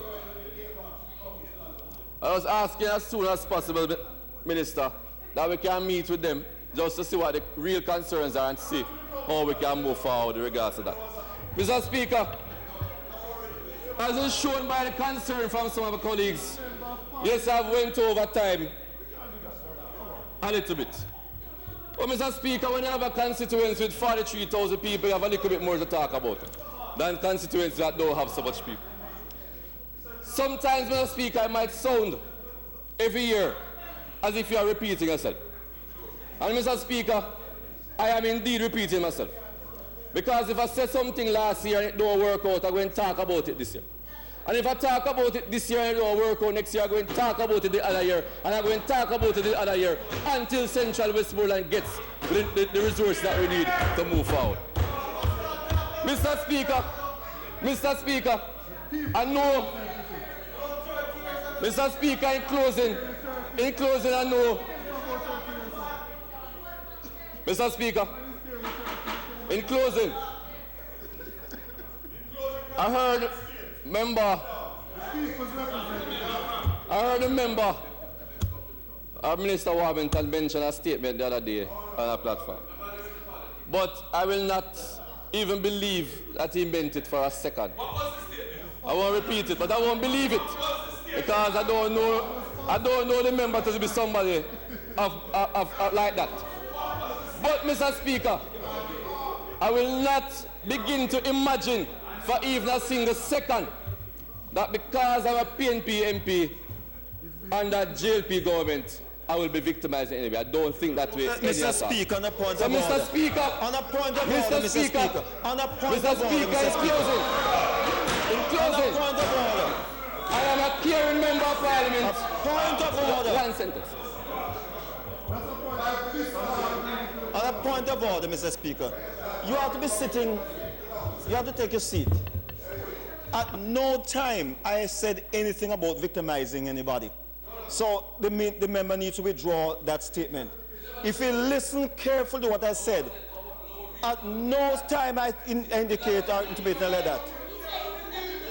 Nobody said something about victim. Look here. You think but him just mentioned that I said. So please, at no time I said about victimized. Okay? So don't come and say it here.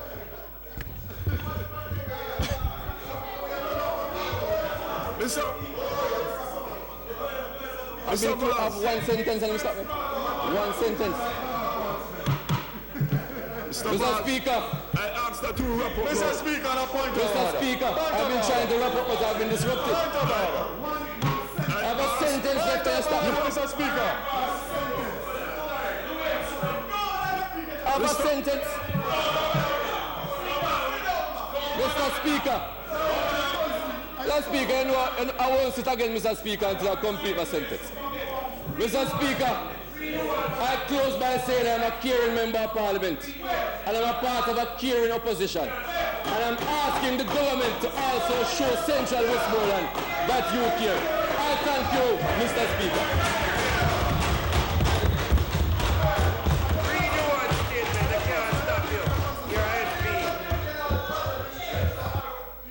Mr. Speaker. Mr. Speaker, I move, Mr. Speaker, I move for the suspension of the constituency debate until next week, Tuesday, November 14.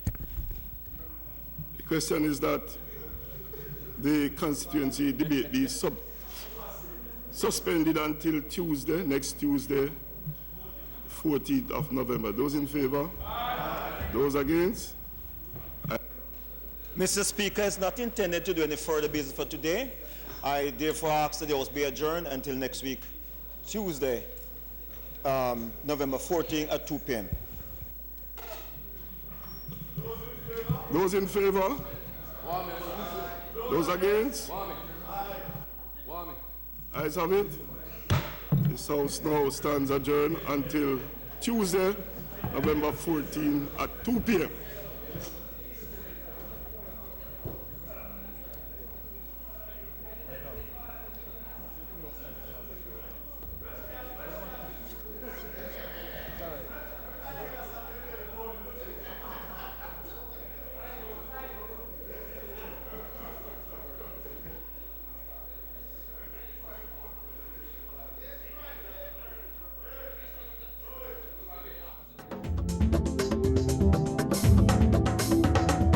Current affairs.